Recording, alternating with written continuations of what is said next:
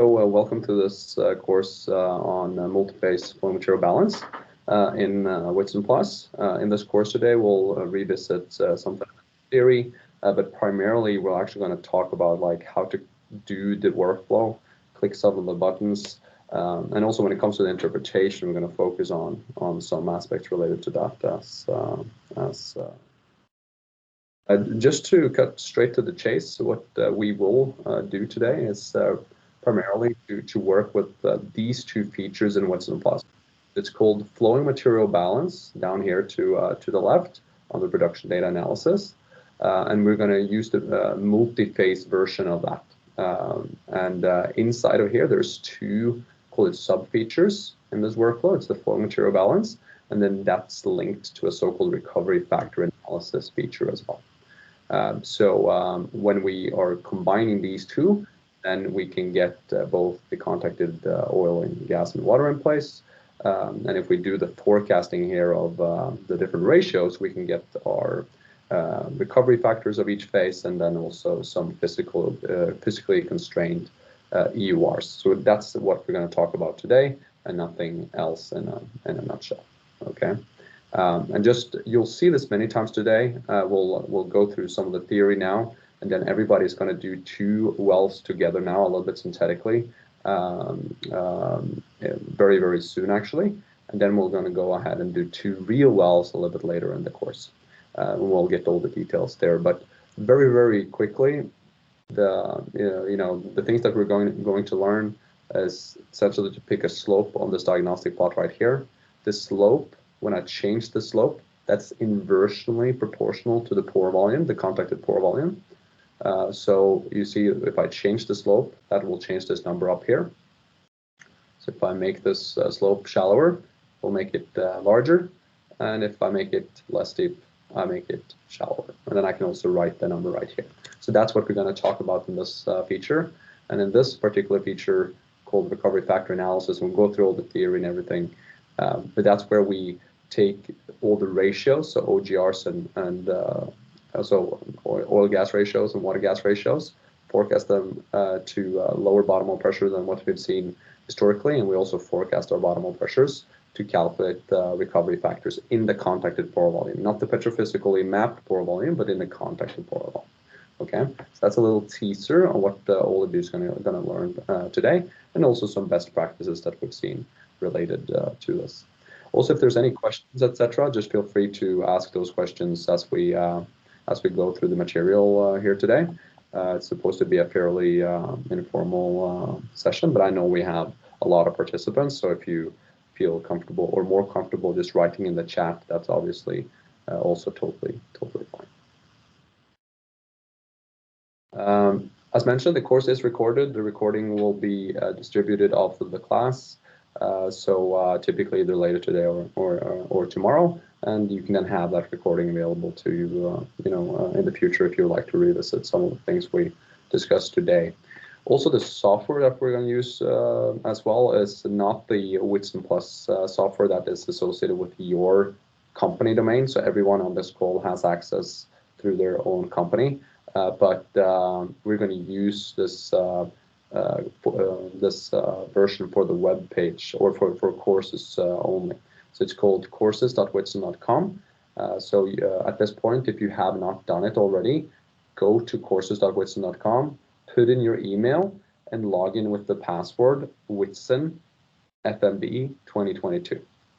And if you're not able to log in here, you send an email to Mo, and we'll take a minute here to make sure everybody has come to this.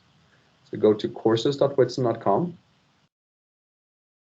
and again, not your company domain.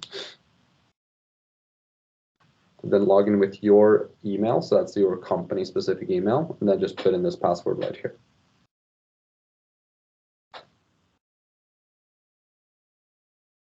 Okay. So we'll take a little bit of time here. We just want to make sure everybody's that's following these steps. So can, folks who have been able to log in, just send a, or if they're able to log in, just give a thumbs up or something in the icons or reactions or whatever. calls it in Teams. Excellent. So it looks like most people. And again, if there's so many users there, so there might be one or two that we missed. So if that's the case, just let us know. See, Brett had an issue. Excellent. Okie dokie. And so when you logged in, you should be able to come to this view right here. We've just called it Permian. It's not really Permian. It can be whatever. It's just a random field. And inside of this project, after you logged in, then I'm pretty sure I can log in as well, or I can even log in with my Whitson user. Then you should see only one project that has your project name associated to it.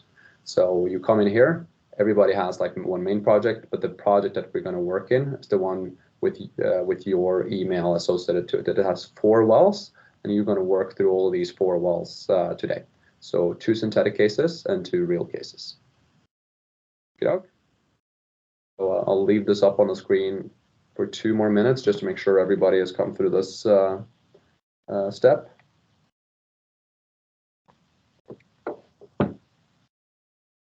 And then I'll also just see if that's possible. Just screenshot that. And I'll put a screenshot in the chat here.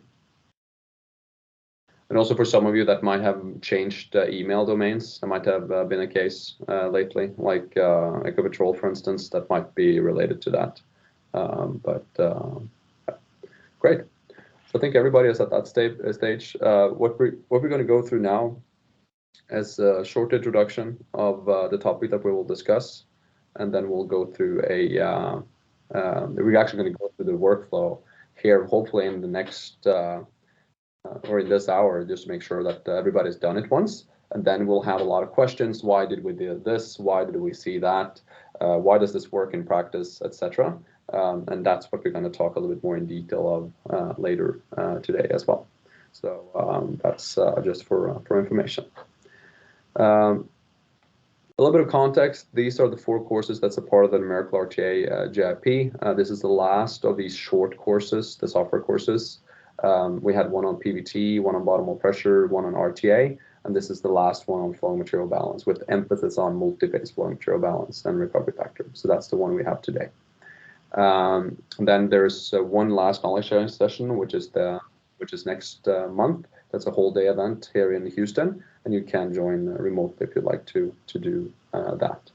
I would like to mention that I think it might be a little bit tricky to follow everything today unless you have actually joined, especially the PVT class earlier, and maybe also the bottom hole pressure, because those are 2 very important inputs to the flow material balance method. But that's we'll see that a little bit later. These courses is something that we run every single year, so if you missed a course this year, you can always join the ones next year. They're hopefully only getting better and better. If you need a course certificate, just let me know, and we'll get that also sent out if you need that for whatever purpose. What we'll cover today is primarily Whitson Plus and the multi-phase flow material balance related basics. Okay, being able to log in and access the tool, do the workflow, so basically be able to click the buttons, know the general structure and functionality of the software and that specific feature, also where it comes from theoretically, but we'll try to keep it practical. When it comes to the flow material balance, the focus is primarily on the multi-phase FMB. There is a dry gas FMB there as well, but that's more the conventional stuff, which has been around for a long time. While the multi-phase FMB is what's new for people. That's the technology that was introduced by Leslie Thompson and Barry Ruddock at Cimarex, or Coterra as they're called now. And that's one thing that we'll talk a lot about. And that has a linked feature called recovery factor analysis, which just allows you to get physically constrained EORs if you've done all the other analysis correctly. We'll assume in this course that all the inputs are correct. So in the synthetic cases, obviously they are correct because we designed the cases, but in the field cases, we'll just assume that the PVT and bottom hole pressures are correct. And we'll try to just strip it down and be back to basics when we when we can. I'll not overload with too many equations. There's just one equation I think that's probably new and worth spending time on here, and everything else I'll try to simplify a little bit. And of course, if you want to know all the nuts and bolts, we have plenty of folks that are willing to discuss that as well. But that's probably better for an offline discussion. We'll not cover a lot of details related to PVT, bottom hole pressures, RTA in general, etc. There's own courses for that. There's also a lot of other items we get a lot of questions on regarding data integration, so connecting through APIs, databases, Snowflake, etc. So anything related to daily automatic bottom hole pressure calculations, PVT maps, separate optimization, etc., is beyond the scope of this course, just to have emphasized that. We also believe in the practical approach, so we'll try to do as much practical work as possible with both synthetic and real data. And we'll use the synthetic data first just to feel comfortable, just for a condensate case and an oil case, and then we'll go on over into a real case as well. So again, there's a few things in the course that we'll also repeat many times. So I'm also a big believer of repetition. I think we probably need to repeat this, especially the important things, a few times before it really sets. But once it sets, it's like riding a bike. It's very hard to unlearn a lot of these basics. And hopefully, if at least, and that's for sure for my own sake, like some of the things that Leslie Thompson and Barry Reddick kind of taught me through this method, and other folks at Whitson as well, is like it's something, at least in my career, that I'll carry on forever, some of those fundamentals. When it comes to what we're going to discuss, the flow material balance, it's very, very important to ask ourselves, okay, what is it used for, right? Why do we do it in the first place? And in one sentence, it's to obtain estimates of drained reservoir volumes, okay, using a diagnostic plot, basically, okay? And that's what we will talk about today in a nutshell. And it's also a very quick approach, so it's very fast to run it, and we'll be able to, if you've done it a few times, generating the plot takes a few seconds, and then drawing the slope, depending on how accurate you want to do it, that is very, very quick as well. So that goes all back to the thing that this is a method that you can apply on every single well. At scale, even with a lean engineering team, I would probably say one engineer in a team can do thousands of wells even in a year, and it goes back to this, that it's better to be roughly right than precisely wrong. And what we'll talk about a little bit later is that compared to other techniques, it also requires much less inputs and assumptions than some of the other numerical techniques. So it is also easier to kind of be consistent from well to well as well. When it comes to those of you who have worked a lot with Whitson before, there's a mix in the audience. Like some of you are like real super users, and a lot of the stuff that I'll tell you today is probably like repetition for the 10th time. But for those of you who have not, just to revisit where we are in kind of the unconventional reservoir workflow when it comes to this course. First, we need to set our PVT. We need to calculate our bottom hole pressures, and that's the two inputs to Multiphase FMB. Okay, and Multiphase FMB is used to get this contacted oil and gas in place number that we can use to bound some of our RTA analysis and also forecasting in a numerical model. But it's step number 3 that is the focus today. And to understand a lot of the fundamentals related to Multiphase FMB and also in the larger realms of RTA, we need to repeat the 2 important slides when it comes to RTA. There's only 2 things we need to know. On a high level, at least in my opinion, and that is the flow regimes we're dealing with and what we can derive from RTA. This is also kind of, I guess, a subgroup of RTA, or flow material balance. So what can we actually derive from flow material balance becomes relevant in this course. The first thing, and I always repeat this because it's so easy to forget, and we need to know where we are in the realm of flow regimes, especially in these tight unconventionals where the permeabilities are so low. So the flow regimes that we're dealing with is, on the one extreme, infinite acting flow that ends as a pressure transient. It reaches one of the reservoir boundaries. And then the other extreme is boundary dominated flow, which starts as pressure propagation, which is all the reservoir boundaries, very relevant for the discussion today. And in between there, we have what we call transitional flow. So we've seen some of the reservoir boundaries, but not all of them. Good example in unconventionals, we have seen maybe some of the interference between some of the clusters, but not all of them, for instance, or some of the fractures. Or we might have seen it between the fractures, but not between wells or different layers. Okay, so that, keep that in mind, and that's very, very relevant for today's exercise.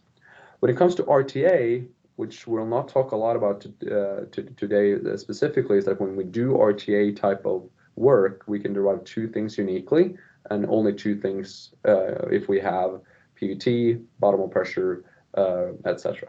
Okay, that is the A-root-K parameter, and it is this contacted oil and gas in place. The A-root-K parameter, that's what we observe during infinite acting linear flow. Well, to actually say with certainty what your oil and gas in place is, we need to observe full boundary dominated flow. Okay, and it's this part to the right here, that is what the flow material balance can give us. Okay, the multiphase FMB gives us this number, but again, we have to make sure that we are in boundary dominated flow. Else, it will be a lower estimate of the contacted pore volume. That is very, very fundamental. And that comes back to, okay, what is this contacted pore volume? And that's something we get a lot of questions from many, many times. Because we have a tendency to mix whatever the well is able to contact and drain over the life of the well, and what we've mapped petrophysically. And there can, in many cases, and in most cases, as we've seen through the service in this joint industry project, that typically the contacted pore volumes are 20 to 40% less than actually mapped petrophysical pore volume. Okay, so if we have our petrophysical pore volume right here, that's whatever we map there. You know, with knowing the height and the volume of the rock, the water saturation, the PVT properties, etc. And then we put in a few wells, and then we're able to drain not all of it, but a fraction of that. Okay, and that's that fraction that we're able to then derive from RTA and flow material balance. Not the entire pore volume that we have there, but how essentially efficiently we've been able to contact what's there in place. What we call this volume, a lot of people call it different things. Many people in the survey, at least, they called it contacted pore volume, and a way to measure that, you know, is either to use oil and gas or oil or gas in place. Some people call it the stimulated rock volume, and other people use all of these words interchangeably. Also use drained rock volume, for instance. But in this course, all of that stuff is the same. You know, what are we draining, or what is our well seeing over time? And that can also, you know, that can also change, which also makes it even more difficult. But that's why we're here to discuss. How we quantify this contacted pore volume, we can use a lot of different you know, metrics to quantify the contacted pore volume. And if you go into the software, which we looked at just now, you know, the contacted pore volume here to the left, we're actually outputting the pore volume, the original oil in place, the original gas in place, the original water in place. You know, so that's just different ways of quantifying this contacted pore volume. But it's all actually, you know, it's all the same. That's what I'm trying to say. So the only difference between these is just PVT and water, I guess, initial water assumption. Okay, it's initial water saturation assumption, and that's it. Okay, so this is just different ways we're quantifying it, and in this course and in general, we typically use this interchangeably. And typically for gas wells, we might use OJIP, and for oil wells, we might use OIP, but sometimes maybe people use PP as well. Okay, so everything is the same, but it's a little bit different. And what's different is this part about the PVT. Okay. Great. And then the last thing I'll just do as a part of this introduction, because it becomes so relevant for the fundamental assumption of Multiphase FMB, is to talk about this thing about boundaries. So if you look at this very simple reservoir model right here, that's the so-called symmetry of element model. So we're just modeling one fracture, if you like. There and there's no volume beyond the frac tip, and there's also no volume beyond the frac height in this very simple model. And that's, you know, the fundamental model that all the analytical RTA techniques are using, and at least most of the numerical RTA techniques are using as well. it's flowing only one direction, we say it's one boundary, and that kind of model is one-dimensional. Yeah. And this particular well has two flow regimes. It's infinite acting flow, and then when you see the boundary, it's boundary dominated flow. So here it's just two flow regimes, not three. And if we use the symmetry of element model, where we assume that every frac behaves similarly, even though you add them all together, it's still only flow in one direction, and there's only one boundary, and that's the boundary between the clusters. So all the boundaries are observed at the same time, and this is still a one-dimensional model. If we start to add a little bit of volume beyond the frac tip, now we're suddenly talking about a model with two boundaries. So this is what we call a two-dimensional model. Okay, so now we have flow in two directions. When it comes to flow regimes, we'll have three flow regimes. We'll have an initial period of infinite acting linear flow, and then will be a period of transitional flow until all the boundaries in the reservoirs have been observed. And that's just an example of a very simple example, but it can be all kinds of combinations of this that can cause these three different flow regimes in Titan. Yeah, and at this point, I'm sure all of you are kind of sick of this already, but it is very, very important to remember, especially when it comes to this topic today. So I'll just repeat it very, very, very fast here, that since we have these three different flow regimes, the sequence of them, at least what we can observe in field data, I think if you count it up, there's 7 different ways you can add those together. It can either be infinite acting flow for the entire observed history.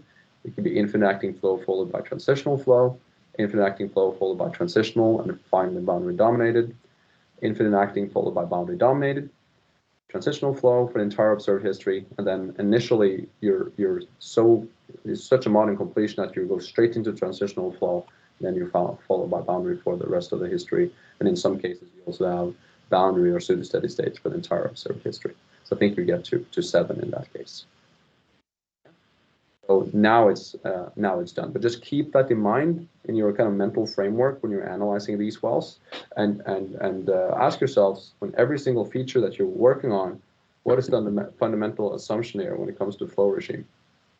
Some of them have inherent assumptions, some have not.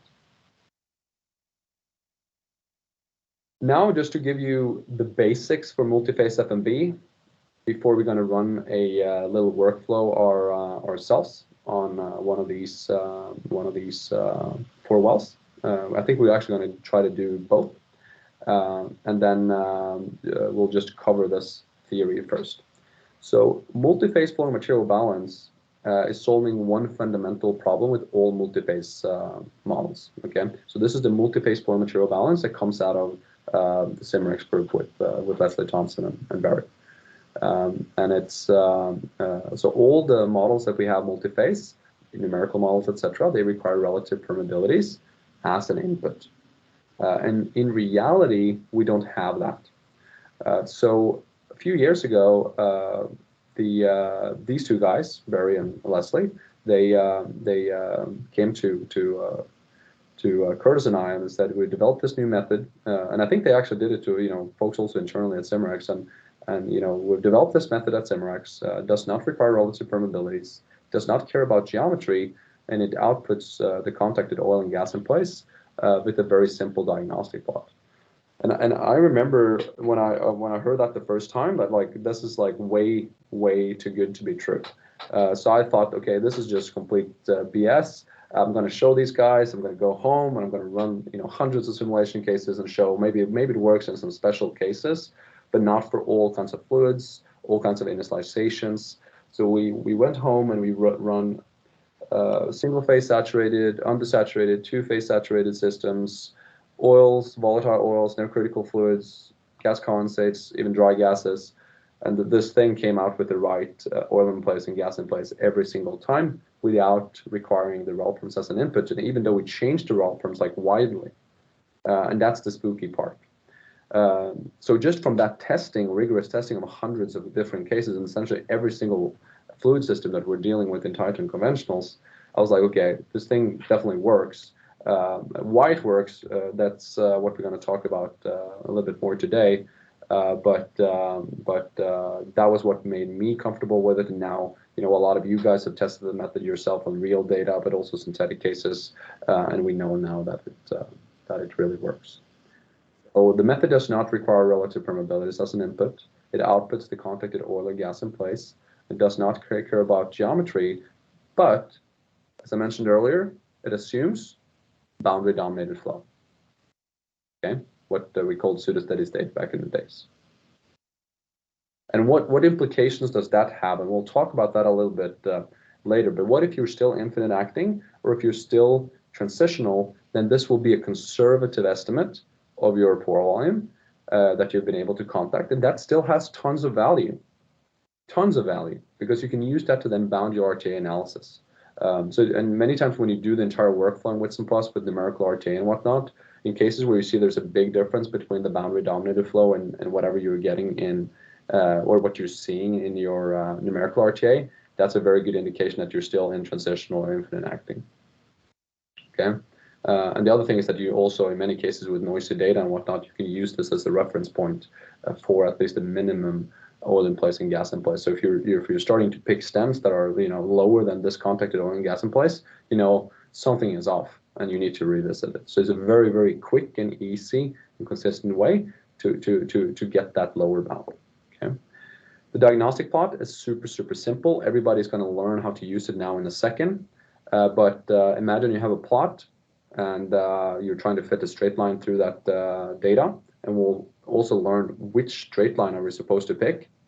And the pore volume is inversely proportional to that slope. Okay, so this is a small OIP, this is a big OIP, this is a bigger OIP. So it's simple in that sense. Okay, the inputs are very simple, but you need them to be accurate, obviously, for the method to be good. So it's PVT and fluid initialization, so water. It's rates, and it's flowing bottom hole pressures versus time. But if you compare this to a lot of other types of analysis, they require a lot more inputs, but they also output a little bit more information. So from flow material balance, a question I get a lot is like, yeah, what's the average K from this analysis? And you don't get the average K from this analysis, okay? But it's the contacted oil and gas in place. That's what we're getting after. Okay. So very easy inputs, but of course, if your bottom hole pressures are off, or your rates are off, or your PVT is off, that obviously impacts the results. But these are at least things that we either have readily available to us, like the surface rates. Many times sometimes we also measure our bottom hole pressures. And PVT is either something we measure or we use an equation of state, typically, at least in Whitson Plus, to do that. Okay. It's one fundamental governing equation in the multiphase FMB workflow that looks super scary. And I remember, like, first time I saw it, I got I think that was what scared me off. But if we take a look at it, okay, it is super scary at first. It's a lot of terms that at least if you haven't looked at it before, it's a lot of new terms, I would say. But if we break it down and just take a look at it, this guy right here is just an intercept. Okay, this is material balance time. This is the pore volume. This is your mass rate. So that's just oil, gas, and water converted from volume to mass and added together. And then we have the mixture density change. And the mixture density change, think about that as, oil, gas, and water. You put it in the tank. Obviously, they don't mix. But you have them in a tank. You can measure their mass and you can measure their volume. Okay, and how that changes as a function of pressure. Okay, a little bit simplified. And if we think about this is stuff that is really close to our dear heart. It's like density is equal to mass over volume, just multiphase. Okay, a more advanced multiphase version of this.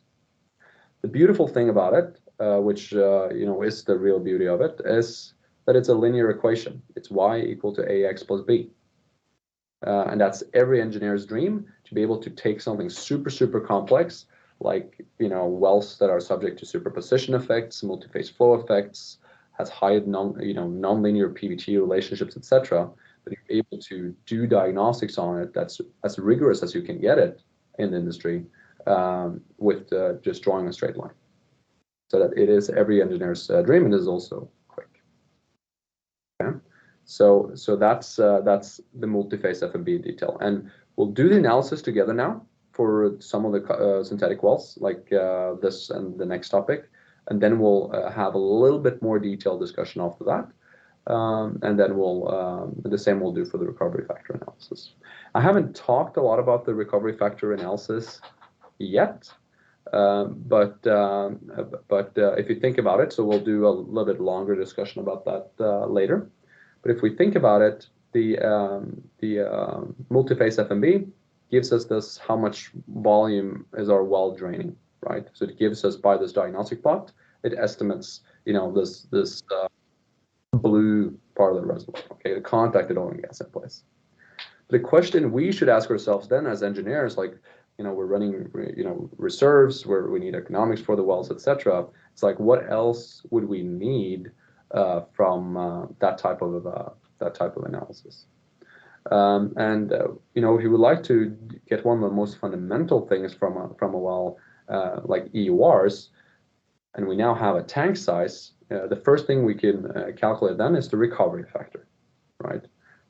So if we have the tank size and we have the recovery factor, that's the key ingredients to give us the EUR, okay?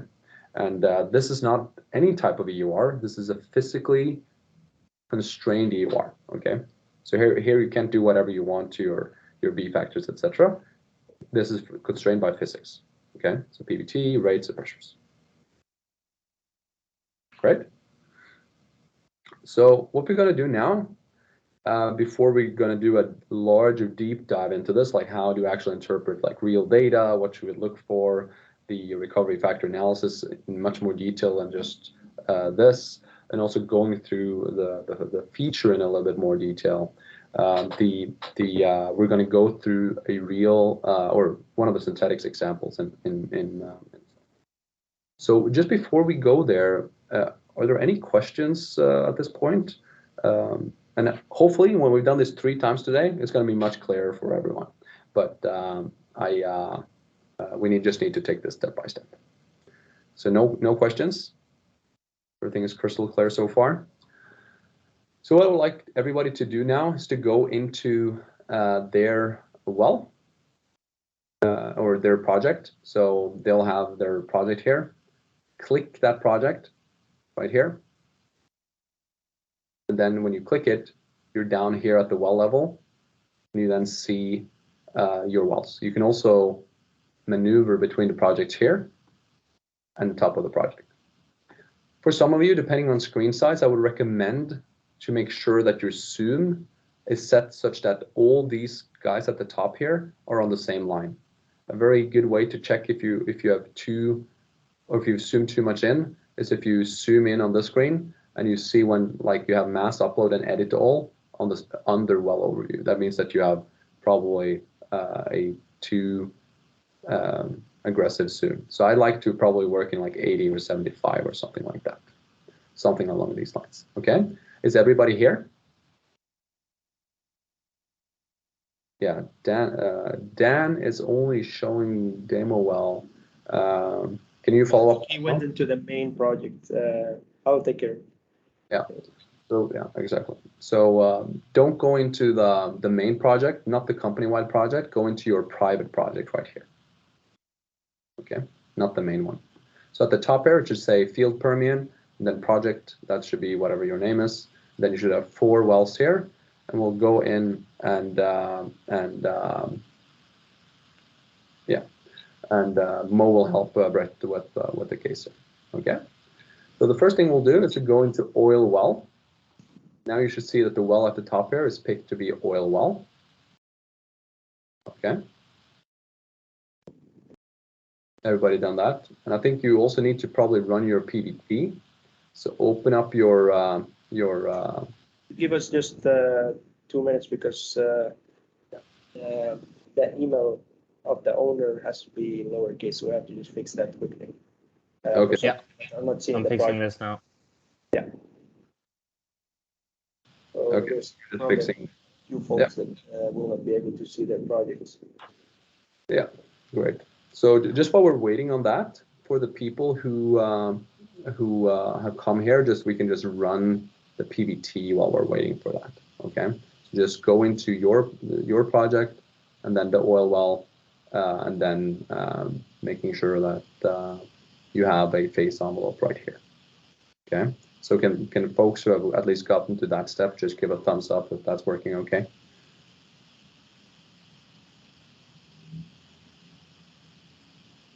Adrian that's great. So we should now have a PVT here. So just for, so what happened for the folks that did not see their private project was that we had written, I guess, the email with a capital letter. Then, that's exactly right. Yeah. I guess maybe Shellen didn't have a project now, so maybe you can add a project for him. Yeah, I made the project already for Shellen, but I think it's the same issue. Yeah. And then Seth, great question. So when you go into your well here, under PVT, you just open this card right here called Reservoir Fluid Composition card.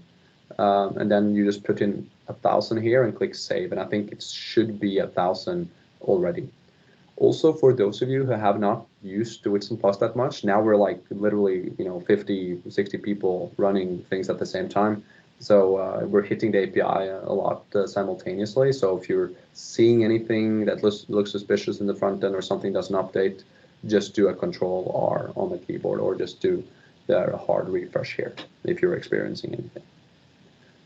Did that answer the question, Seth? Just generate the phase envelope there.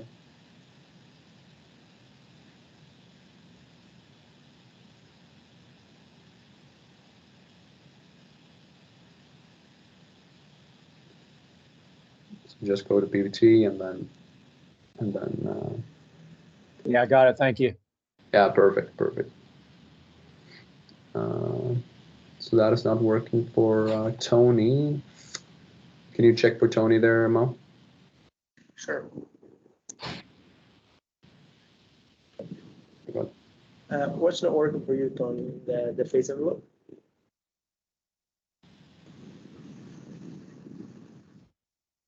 Yeah, that's correct. That's correct. I'm not able to double click and launch anything. The one difference in the screen I see is the eye icon is gray. Yeah. So if you click, show him how to open that. Where it is. Yeah. So Tony, just open the card here. Click edit reservoir fluid composition. One single click, not double. Just single click. Yeah. All right, I got it. Thanks. Perfect. Great.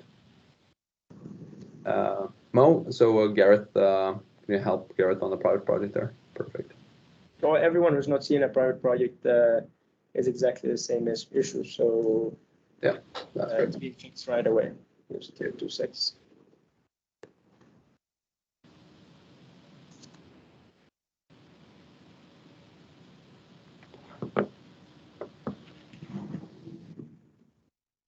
There we go. David is fixed as well. That's great that we do this early. So we'll have lots of time with doing these calls. That should be.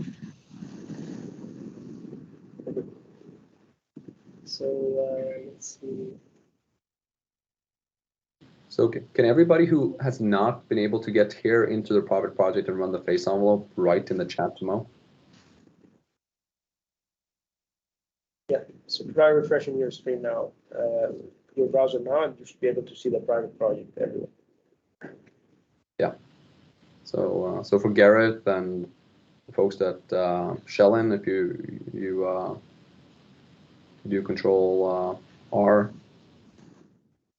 your screen, just or refresh up here, should be able to see it. There, Gareth got it, so that's good. I think Shellen, you're the only one missing. Sorry about that. Fixing that. Yeah. So perfect. And Brett is yeah, excellent. Yeah. So Shellen, I think that's. I totally forgot to invite you, my friend, to the court till this morning. So sorry about that. That was my fault. But Here's a project. It's just not. It's the email. So, yeah. Okay. And Josmar is also on the way. Okay. Great. Should be. It's my fault. Apologies to everyone. So should be It's only Josmar that's missing now. Good now for okay, Perfect. Josmar as well. Yeah, good for Josmar now as well. So try refreshing Josmar and you should see your private project there.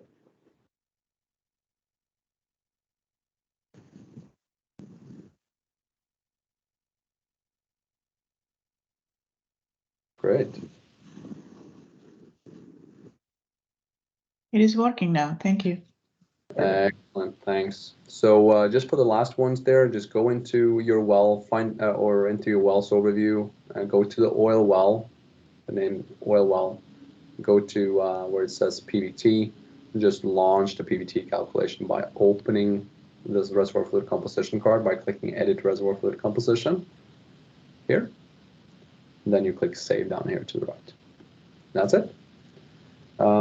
Once we've done that, we're going to jump over to the flow material balance here. When you get here, just run the flowing material balance by clicking this button up here to the left. Okay. So when you get there, and for everyone is hitting it at the same time, maybe you'll see there if you have to click it twice. But Adrian, my man, can you say if you're able to run this one? And you should get that plot that looks something like this, I think. Excellent. So this is obviously a synthetic case. So this is, we know all the inputs here, and that's why we also can compare the pore volume that we're getting. We're going to go through all of this very slowly now. I want to make sure everyone is with us. Is everybody at the screen now in flow material balance, and they have a plot of the flow material balance on the screen? Excellent, excellent. Just let me know if you're not seeing this on the screen after you clicked run now. And then what we're going to do here now is to take a little bit of time. So this is it. You've generated the plot. You've used the PVT that you just generated and the production data that was already uploaded for you. That's been used already to generate this diagnostic plot. Okay, and this is this diagnostic plot that we've talked about already, and that we'll talk much more about in a second. When it comes to just basic functionality that we need to know, the first thing, most important thing, is related to zooming of the axes here. Okay, a lot of you that are super users, you know this by now, but getting used to the zoom takes a little bit of training, but once you're used to it, it's very, very quick. So if you like to change, for instance, the max axis here, down to the right to, for instance, 3000, you need to go all the way down to the lower right, left click once, and then you can just type in 3500, for instance, and then click enter. Or if you want that to be 3000, you can do the same, all the way down to the corner, type in 3000, and that's the way you use numbers to scale your axis instead of using like just a drag and drop functionality. Okay. Matthias, can you show how to reset the zoom just for people who get lost, like if you get lost in the graph or someone? If you get lost in the graph, as Mo says, then you can reset the zoom by clicking this icon up to the right, up here. Okay. So when I click this, I reset the zoom. Also, if I lost the slope outside of the screen somewhere, let's say I lost it there, I can click this reset zoom slope button, and I get it in the middle of the screen again. Okay, so just all these things are very important, because if we don't know these, it will be very tricky to work with this feature. But just make sure that, you know, if you want to zoom, you can also go all the way up to the left or all the way down to the right, and just hold in left click, hold in and drag the axis like this. Same goes up here. If you're in the middle, then you're not actually keeping the origin fixed, but you're just shifting the axis to the right and to the left. That's why we're focusing on that. You have to be all the way down to the right, all the way up to the left, or if you're also up here in the corner, it's the same exercise. And here, when the symbol becomes like a 45-degree type of arrow, then you're actually zooming both the axes, and you can zoom them in an asymmetrical way by holding in and dragging. Okay. The last thing is, if you want to zoom in on a particular part of the plot, you can also just left click and make a square, and it zooms into that part of the plot. Okay, so that's some of the basics. So reset zoom, being able to change these on the end here, and if you know all that, then you're basically good to go on the zoom part. To change the slope here, if you just want to change where it's put on the screen, you just make sure that when you hover over it, it changes to this symbol right here. It's like 4 arrows in all directions. That's where you will move it, right? And if some of my slope was outside of the screen, I can click reset slope, and you'll see that all the slope is in the inside of the screen. If I would like to change the slope of this guy, I need to go all the way up to the right until it changes to a hand, or all the way down to the left until it changes to a hand, and I just left click and drag. Okay, so that's how that works. You just go all the way up to either of the corners if you would like to change the slope, and if you just want to move it around, just do it like this. Another nice thing is that you can also change the slope, because we know the slope is inversely proportional to the pore volume, so we can also change the slope by just inputting a number here in any of these columns. In this case, I know from my numerical model, so you don't have to switch here, but I know that my pore volume is the following pore volume. So I can put that number in here. And that slope right here, that's the slope associated with around 3.5 million barrels. And as you see here, that's exactly the slope we're dealing with late time here. And it's also very close to the slope we're dealing with before we get into this transition period right here. And we'll talk much more about this a little bit later.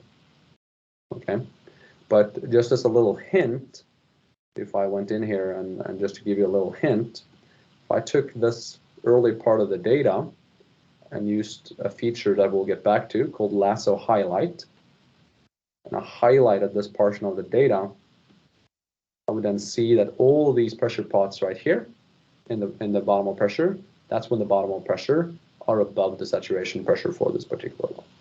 Okay, I'll get back to that in a second. I'll remove the filters now and go back to reset zoom.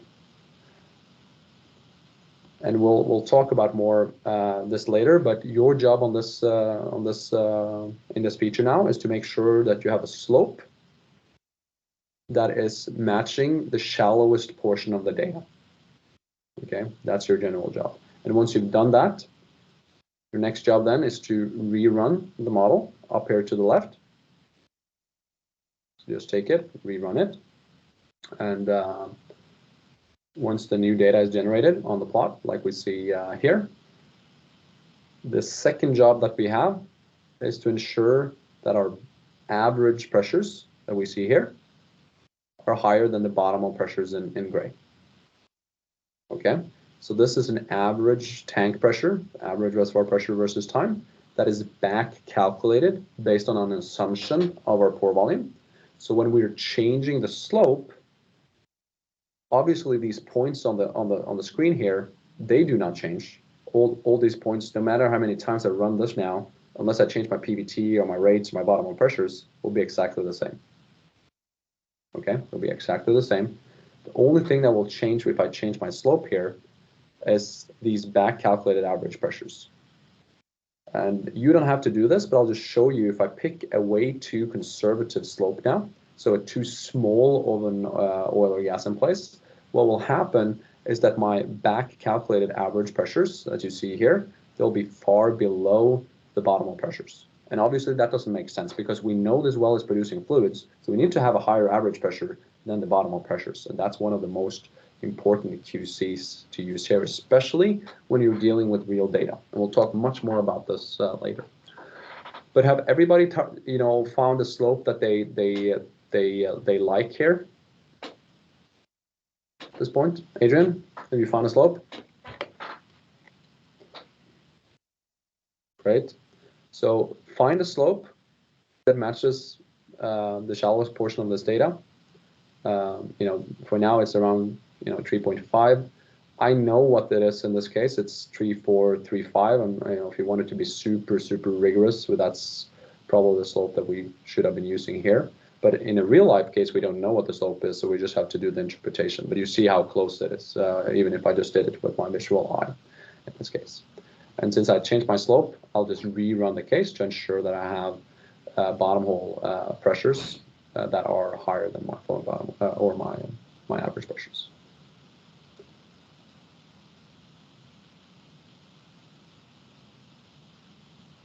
Okay, so when we've done that, we're moving to the next feature, and I just want everybody to have done this once, such that we have done this together once, and then we can have all the questions in our brains when we go through theory one more time. Okay. So the steps that we need to finish on the screen are the following steps. They're actually noted down here to the left. We have already run our multi-phase flow and material balance. So this screen down here to the right is exactly the same screen as we see on the slope right here. Okay, exactly the same.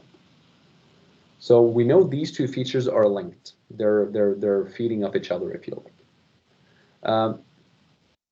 Another thing I need to provide here is a forecast of my bottom hole pressure. And what I see here is that my bottom hole pressure historically is this black line right here. And I think that this well might go to final bottom hole pressure of, let's say, 700 psia. So I've input 700 psia here in the forecast. Okay, that is my assumption of abandonment pressure, and we'll talk much more about this later. For now, just go in and do it. Okay. And then if you want to change the decline, you can also do that right here. Doesn't really. So then we've done step 2, 1 and 4. So that's flow material balance. We did in the first screen. We also have a bottom hole pressure. So you'll now see the historical bottom hole pressures and then a forecast of the bottom hole pressures into the future. Okay, so everybody got them there? These two steps?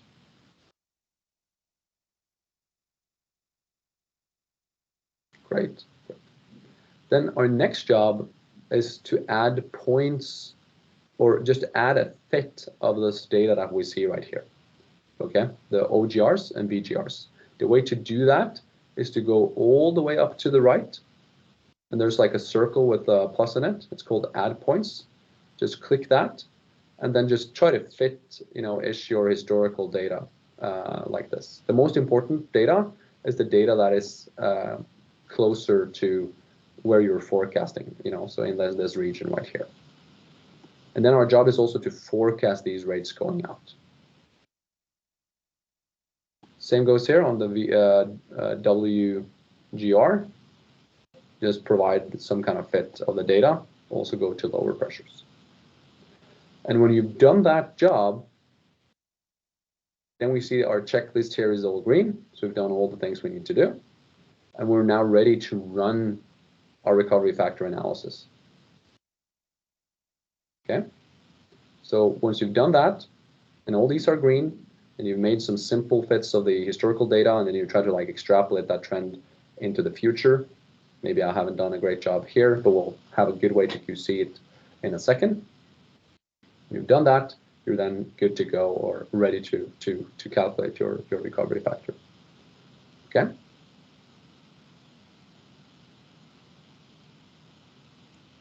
So have people been able to run this feature now? At least once you've done it, you should be able to get some outputted recovery factors of oil, gas, and water. Great. They are noted here. And again, note that these are not mapped petrophysical recovery factors, but they are of whatever we've been able to contact. Okay. So, if these are 20% of if the contacted pore volume is 20% of what we have mapped petrophysically, then we have to divide this by 5. Then we get the petrophysically, mapped recovery factor. Okay. The last check that we'll learn to do here on the screen is to go in and click GOR versus oil. on the screen right here. What that provides us with is just a forecast of the historical cumulative GOR versus cumulative oil. And you would like that historical GOR and the forecasted GOR to be somewhat of a smooth transition. And this was something we included on a request from Narayan from Simrex. It's a really nice way to QC whether your forecast here is decent or not. And maybe here was a slight difference between the forecast and the future, but in general it looks decent. So I'm happy with my job here. So the whole workflow that we did now,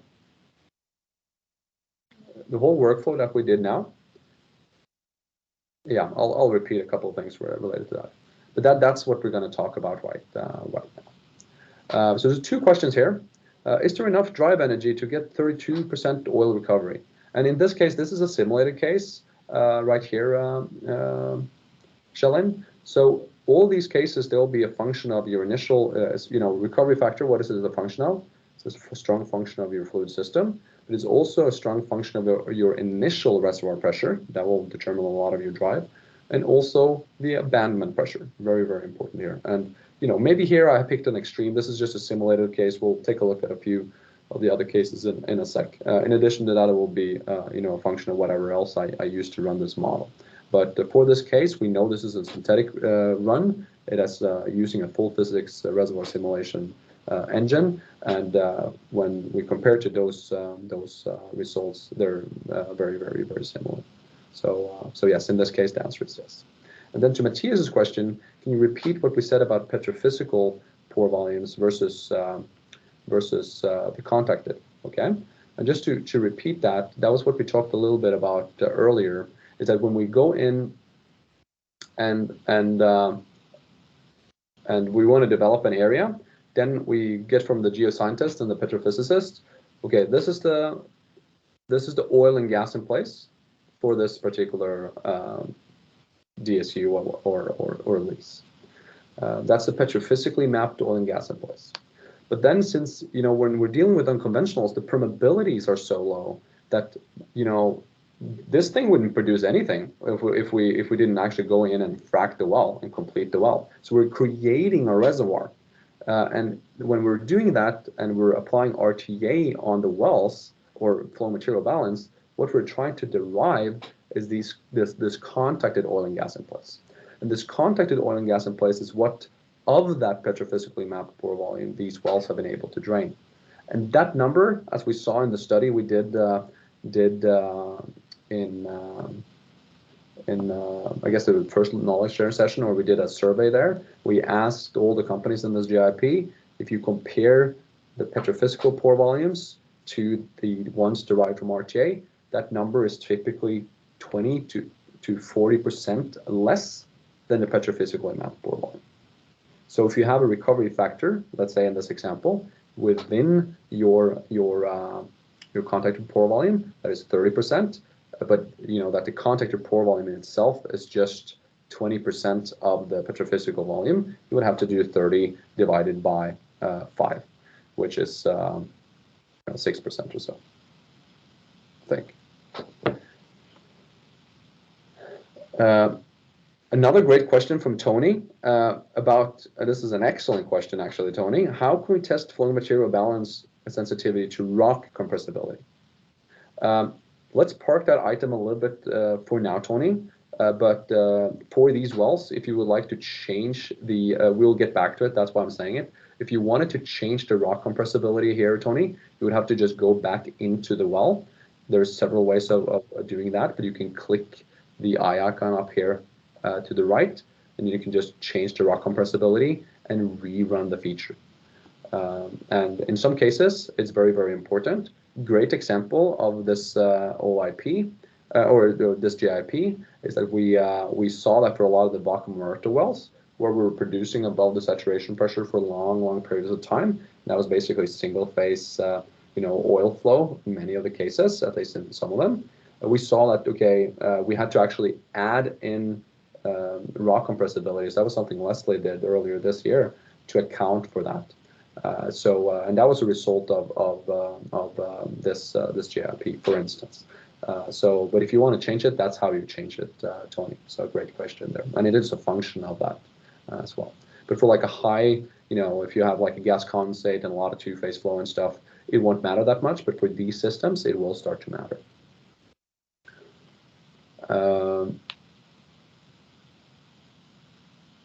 Yeah, so is with CP, Sebastian, is that rock compressibility you're referring to there, or capillary pressure?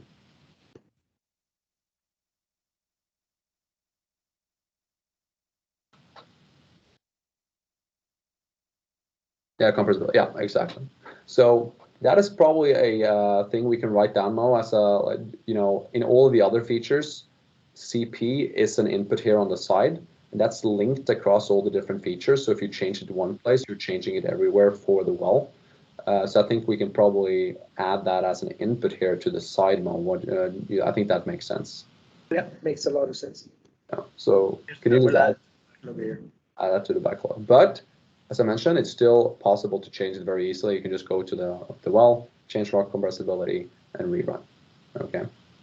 And of course, if you're comparing with synthetic cases, you need to make sure that you have a run that also has the same rock compressibility. But great, I think everybody got there. And now we've been talking for around 1 hour and 10 minutes. So what we're going to do now is to do a 10-minute break. So we'll be back at 9:20 Houston time, and then that will be 8:20 in Calgary, and for our Argentinian friends, that will be probably 2 hours from us, so it's 11:20, I think, if I'm not mistaken, and then we'll continue from here with a little bit more theory, and then in the end we'll do some of the other cases as well. Matthias, just real quick question. Did you mention why that early slope was consistent and similar or the same as the later slope? No, and that's a very relevant question, Curtis, and I think we need a little bit more theory for that, so we'll cover that in the theory part now in a sec, and then we'll revisit that. Okay, that's great. But as maybe some of you that have done it before, you see that there's like, okay, we have a slope here in the beginning, and then we have this transition period, and then we're kind of converging to the second slope, and that's something we see in a lot of field cases, and we need to know why is this happening. When is it happening, and why are these basically the same, and why can you see a slope this quick early versus why does it take so much time to get to the correct slope late? And I think we have another question as well. Yeah, let's just go for it, Carl. Hi, Matthias. Morning. Just a quick question here. So, since this flowing material balance is using your produced volumes, and sometimes water, which not being measured that accurately in many of the fields, and we are unloading some of the frac fluid, sometimes it becomes tricky not to use the whole fluid or only use a part of the fluid that we think it's a formation fluid. So I was just, and again, it might not be the most appropriate question. I was just trying to think, like, is there any way that we can, cut down our water production just to make sure that we are looking into formation fluid, as there might be some uncertainty. Here, just this one button, include or exclude, but if you want to have a fraction of it, you don't want to change the water production accordingly, because we don't want to use the frac fluid as the component as compared to the formation water. Is there a possibility?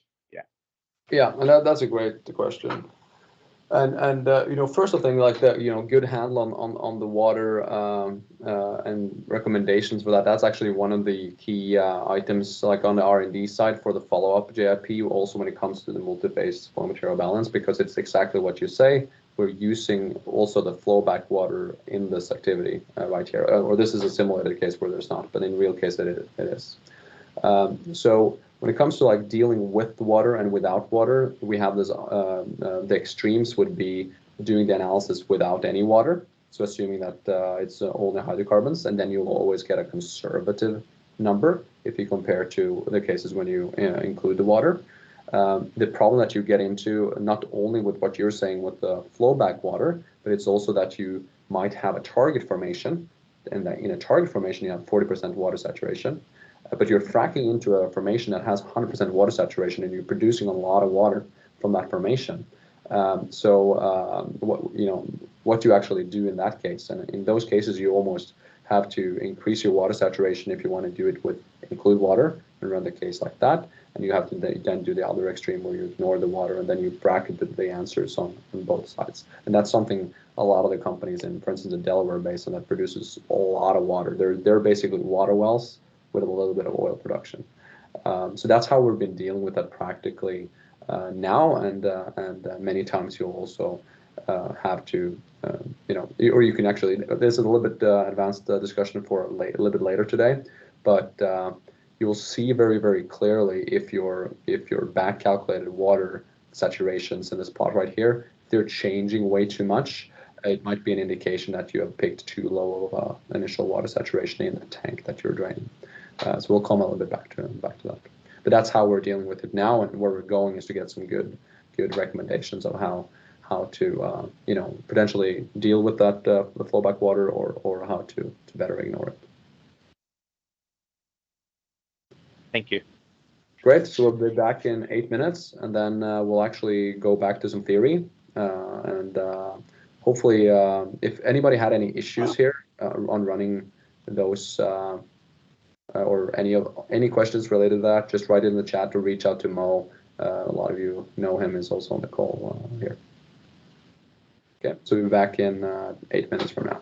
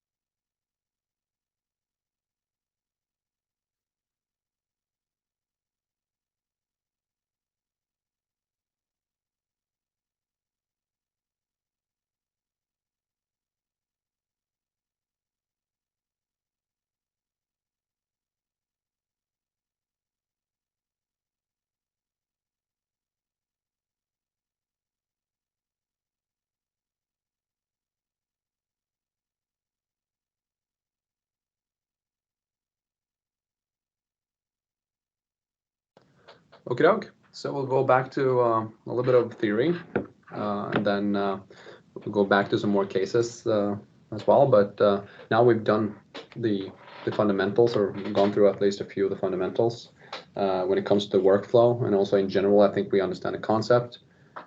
We have a slope. That slope needs to be correct, and then we can get some recovery factors there, but without inputting any rel terms. That's the whole.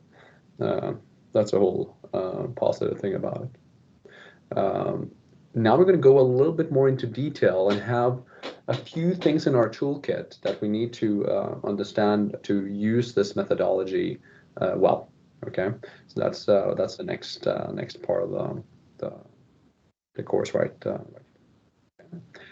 Just to we're all about this thing about repetition. So going back to well performance 101, we have these three flow regimes: infinite acting flow, boundary dominated flow. That's two extremes, where multiphase FMB assumes boundary dominated flow. That's an inherent assumption. And then we have transitional flow in between there. And then when it comes to what we can derive from RTA in general, it's our LFP. That's what we talked about before. And it's our contacted oil and gas in place. And our LFP typically correlates with 1 year CUMs, but our contacted oil and gas in place is what is correlating to our EURs. Okay, so if we don't know the contacted oil and gas in place, we'll not be able to say what our EUR is. And many of you that have been working with us through the Numerical RTA JIP, you've seen, that LFPs, they can be all over the place. And of course that correlates with like short-term production. But at least in all the studies we've been involved with, what really dictates what your long-term well performance is your contacted oil and gas in place. And sometimes there is a correlation between LFP and OIP, but of the two, OLP is what is, in its rigorous sense, dictating EURs. Our LFPs, that's observed during infinite acting linear flow, and then to actually see our entire contacted pore volume, we need to be in full boundary dominated flow. So these are the two basics, and we repeated it. This is the second time and the last time today. The reason why we need to know this is, again, back to the fundamental theory of the multiphase flow material balance method. There we also will go through a few things second time. But in short, there was a method developed by Leslie Thompson and Barry Ruddock, which you see down here to the left, which we're lucky to have working with us here at Whitson, both of them now actually. And they developed this plotting technique to analyze multiphase production data. And it outputs the contacted pore volume, and it requires PVT, production data on bottom hole pressures, and initial reservoir conditions. Okay, so that's the only thing that it requires. And that's more readily available than a lot of other things when it comes to unconventional modeling. Again, the method does not require rel terms, outputs this pore volume, does not care about geometry, assumes boundary dominated flow, and we use it a lot to bound our RTA analysis. So when we're picking the slope, we know that the inverse of that slope is what dictates what our contacted pore volume is. And the very, very scary equation that we've looked at one time already is just a more advanced version, if you like, of something we know from before. Density is equal to mass over volume, and it's also this beautiful linear relationship that is simplifying our life. How you actually, I promise not too many equations, but how we actually calculate, for instance, mixture density and density change and mass rate and these things. That is with these equations right here. And I know what everybody's thinking now is like, Matthias, you promised me to not kill me with equations in this course, and I know that unless you breathe this stuff, which I know a lot of you also do, it can kind of hurt. But in short, if we start with mixture density, that's what we're plotting on the y-axis. This is the stuff related to oil. This is the stuff related to gas. This is the stuff related to water. For the mass rate that we're also plotting on the y-axis, we need it for the y-axis. Then this is the stuff to convert volumes to mass for oil, the same for gas, the same for water. Okay, so just a very systematic way of that. And if we go in and look at this diagnostic plot again, what are we plotting on the y-axis? Well, that's this difficult stuff right here. course, automated in the software. Mass material balance time, that's what we're plotting on the x-axis. And then the intercept, that's this red guy right here. And the inverse of the slope is basically, or the slope is where we get the pore volume from. So that's what you need to know fundamentally. In the follow-up documentation, I'll also add the paper that is written about the fundamental theory here, why it works, where it comes from, etc. So that is for those of you who would like to know the fundamental theory of it. Okay. The more important thing, I think, for probably this audience is how do we actually use it in practice? So now we covered the theory twice, actually, but now we're going to go in and look at some real production data. Curtis alluded a little bit to it in his last question here, is these 3 different key periods that we observe in the production data versus time for these type of wells on this diagnostic plot. There's 3 different periods that we typically see, especially for undersaturated fluids, especially undersaturated oils. We see it very clearly. So a undersaturated oil will typically have a very similar sequencing of periods that we see here, where we have one period which is below, or which is before the bottom pressure goes below the saturation pressure in this green period right here. So we have bottom pressures to the right, and we have the diagnostic plot to the left. And then we get this transition period, and what happens during this transition period is that gas is starting to come into this system, if you're in oil. And that increases the compressibility of the system. So it takes much more time for transient effects and whatnot to reach the boundaries of the reservoir. So it takes more time to observe how big your tank is compared to when you're just flowing oil and water. Okay, and that comes back to, this transition period happens because of the system becoming more compressible, but after a while you get this second stabilized slope, and those slope, the first one and the second one, eventually the second one will converge to be the same or even shallower than the first one if you haven't seen old pore volume earlier. Okay, so that's why we're seeing a lot of these, or that's what we see in a lot of the production data. And we'll look at some really bad production data together here later today. When it comes to the multiphase FMB, then, if you have a plot that looks like this, which slope should you actually pick, right? Here you can probably see a lot of straight lines through the data, and it's not only one perfectly good, nice slope. So the question is like, okay, if you see multiple slopes in the data, which slope should you pick? And this is the bottom pressure to the right, and here we have a few different cases. So if I picked slope number A here, I will get the following bottom pressure versus time. Okay, in yellow. And except from a few kind of exceptions here, which might be bad quality data, it's honoring this constraint that we have to have an average pressure that's higher than the bottom pressure. Slope number B, which is a second straight line that we see in the plot, that is not honoring this constraint. It's far below the bottom pressure when you back calculate the average reservoir pressure. So just to repeat, what am I talking about here? Here I'm talking about if I ran this for different slopes and I plotted them on the same graph in the software, right? Like, so these black lines right here. Then slope number C, that is the shallowest slope that we can observe in this data set that we see right here. And it is after the multiphase flow effects have kind of started to stabilize. And it's also the highest average pressure versus time, and it's also not violating the subotomal pressure constraint.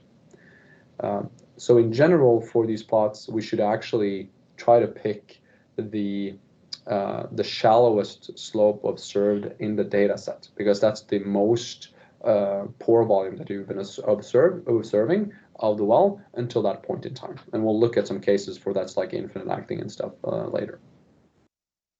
Okay.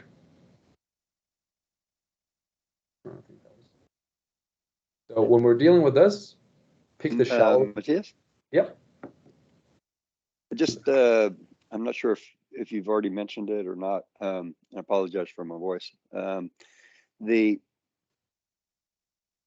it's worth saying that if you just pick any slope at any time, yeah, with this method, it then allows you to compute the average pressure versus time throughout history, which is what is being done in the green curve, the yellow curve, and the red curve. So all you need is basically to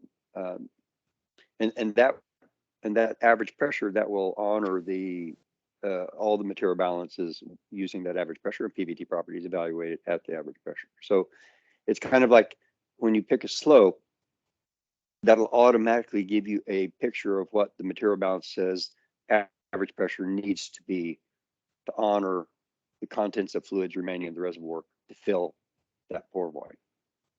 So I'm not sure if that was, emphasized, but that's obviously what's going on here, is that, pick a slope, doesn't matter where the intercept is. In fact, it's just the slope. And then once you've got the slope, then with that production history data, it'll give you an estimate of the average reservoir pressure versus time for all times. So it's just, to emphasize that, I guess. Yeah, that's a great point, Curtis. There's also a few questions here from in the chat that I see here. So one question about, can we run sensitivity of an FMB on the produced water versus unloaded frac fluid? And there, Barry has a great answer there. I thought we could just read out loud. So the sensitivity to load water is entirely dependent upon the size of the system and the amount of the reservoir water present in that system. In most systems, the frac load is a very small percentage of the total fluid in the system, so it has or we can neglect it in the multiphase FMB. That said, you can always perform the analysis on net produced water if you're concerned about this effect. We have tested this technique against numerical simulations of a variety of sizes, and in most instances, ignoring frac water is fine. But you will need to convince yourself that that is viable for your particular system. Also, Perry has a great question to what, how can supercharging affect the analysis? So basically, that the fracking itself is energizing the system, and you're getting initial bottom pressures that are way higher than your actual initial reservoir pressure, for instance. I haven't done a lot of work on that, but maybe you have, Barry. I don't know if you have Yeah, I could speak to that just a bit. Sorry for my late entrance. I was playing daddy daycare this morning, so I've just joined. So the supercharging questions is a complicated one that is very difficult to give a definitive answer on. What I would say about it is, when you use the phrase supercharging, I think that can evidence itself in a variety of manners. One is just the fact that you have introduced high pressure fluids into the system that are potentially at a different pressure than the original reservoir fluids were. You've slightly changed, obviously, the makeup of the reservoir just in terms of the mixture and pressure of the fluids themselves. And so, if you think about the initial condition of the system, which we initialized this analysis at, the SW, for instance, and the PI of the system on average is different than it was before. So how much of an impact it has on the analysis purely in that sense is merely a function of how much water did you put in relative to the size of the overall system, and what is the pressure of that water compared to the reservoir. If you have a highly overpressured system with a lot of water in it, you could have a very different answer than if you have a normally pressured system with very little water in it. And so that's a difficult question to answer. But for volumetrically speaking, it tends to not be very important. The more nebulous situation is when you're asking the question of, what about supercharging a system? And when we talk about supercharging, we're thinking of, we've dilated fractures in a system where we've changed the net effective stress within the system because of these high pressure frac fluids. And therefore, the actual system compressibility looks different for some period of time due to this supercharge effect. That used to be something I worried about quite a bit. I will say that today, with most of the systems that we're drilling wells in, that supercharge effect is exceptionally short-lived. Most even very low permeability systems will bleed pressure off in the fractures in a very short period of time. Even the lowest pressure or even the lowest permeability systems are going to lose that pressure within a period of days to weeks. And we're analyzing these wells over months to years. Most systems that are even have any amount of moderate transmissibility, so think a microdarcy, even a single microdarcy of permeability, you're going to lose that supercharged effect in your fracture network within hours.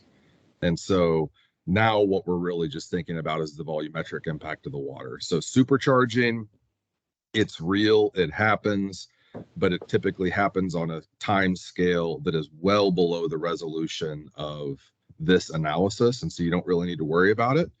I think another thing to think about is how much water did I add to this system with respect to how large the system is in general, and do I need to account for that from a material balance perspective? I hope that helps a bit. Great, Barry.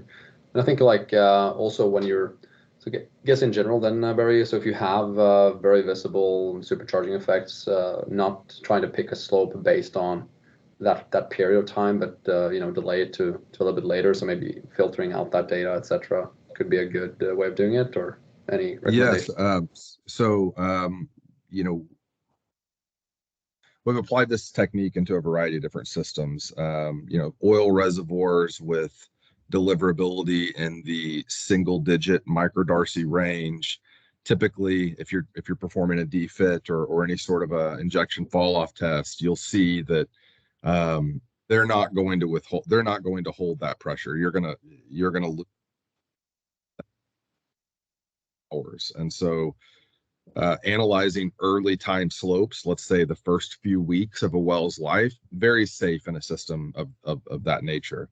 If you're in a single digit, maybe double digit nanodarcy type system, then yes, analyzing slopes early time within the first few weeks is probably a bit of a fool's errand, just given all that's going on in the system. And you know, you really want to be looking at much longer term. So in this, you know, using the plot that we're looking at here, if you're in a microdarcy system and you're seeing good early time slopes, using A as an, you know, slope A that Matthias is showing here as a kind of an initial proxy for contacted oil in place, pretty good practice. If you're in a single to double digit nanodarcy system, most of those systems also tend to be gas because they're not going to deliver oil very well. You probably don't even want to be thinking about slope A or B, and you're just looking for long-term slopes like slope C. Perfect. So great. So on this, very good on that. And if there's any other questions along those lines, just feel free to shoot them in the chat box here, guys. So that's at least this. When it comes to practical interpreting these wells with this technique, this is probably rule number one. But there are also some call it exceptions that we need to be aware of. So a lot of wells, we'll take a look at one well in particular in the exercise a little bit later, where we you know, if we have build-up data, for instance, like we have in this well, we have build-up data in this red part of the data right here to the right. As we see a pretty significant buildup this is actually gauge measured measurements as well for this well, and this is the associated bottom or diagnostic plot to the left. So if we have buildup pressures, and here I'm picking a slope A based on initial slope that I'm seeing in the data set, then I'm getting a back calculated average pressure that violates this constraint that I have to have an average pressure higher than the bottom pressure. And then similarly here, if I pick a slope B, I'm actually picking a slope that for all times here are almost, except from the drawdown, is above the bottom wall pressure versus time. It doesn't. Except for the buildup, you mean? Yeah, exactly. So except for the buildup, it is above the bottom wall pressure. But in this case, we know that the buildup here is a real reservoir response. This is not a frac hit or a bash or anything like this. It's just pure buildup from observed in the field by closing in or shutting in the wall. So that type of data is worth gold in these type of exercises, because in those exercises you can actually then defend putting a slope on the diagnostic plot that's even shallower than what you're observing from the data points themselves. And then eventually, with more time, they'll at least converge to that slope, if not something even shallower. Okay, so if you have buildups and they're real buildups, use them because they're really valuable, especially if they're significant buildups over several days. So rule number 2, I guess exception number 2, is that if buildup data is present, adjust the slope until it honors the buildup data. The slope might be shallower than the depletion than what the depletion data only suggests. Okay. The thing that I alluded to a little bit is the frac hits. So when we have frac hits present, we need to be careful, because that's not a true buildup. That can be, then you're essentially getting either energy or more fluids from other wells, etc. So that is complicated. So then you should probably be a little bit careful of using the analysis. But in general, then this honoring this constraint in this period of time is not something you need to worry about. Okay. So if a frac hit is observed, this part of the data should be ignored. A question we get all the time, like probably several times a week about this, is like, what if the well is still infinite acting? So what Barry said, like if you have super low permeability systems, can I still use the methodology? And the answer is yes. The important thing is just to understand, what are we expecting over time as we go from something infinite acting, transitional, and then finally boundary. So this is just an example of a well that initially it is still infinite acting. And then if we pick a slope here, we get 500,000 barrels.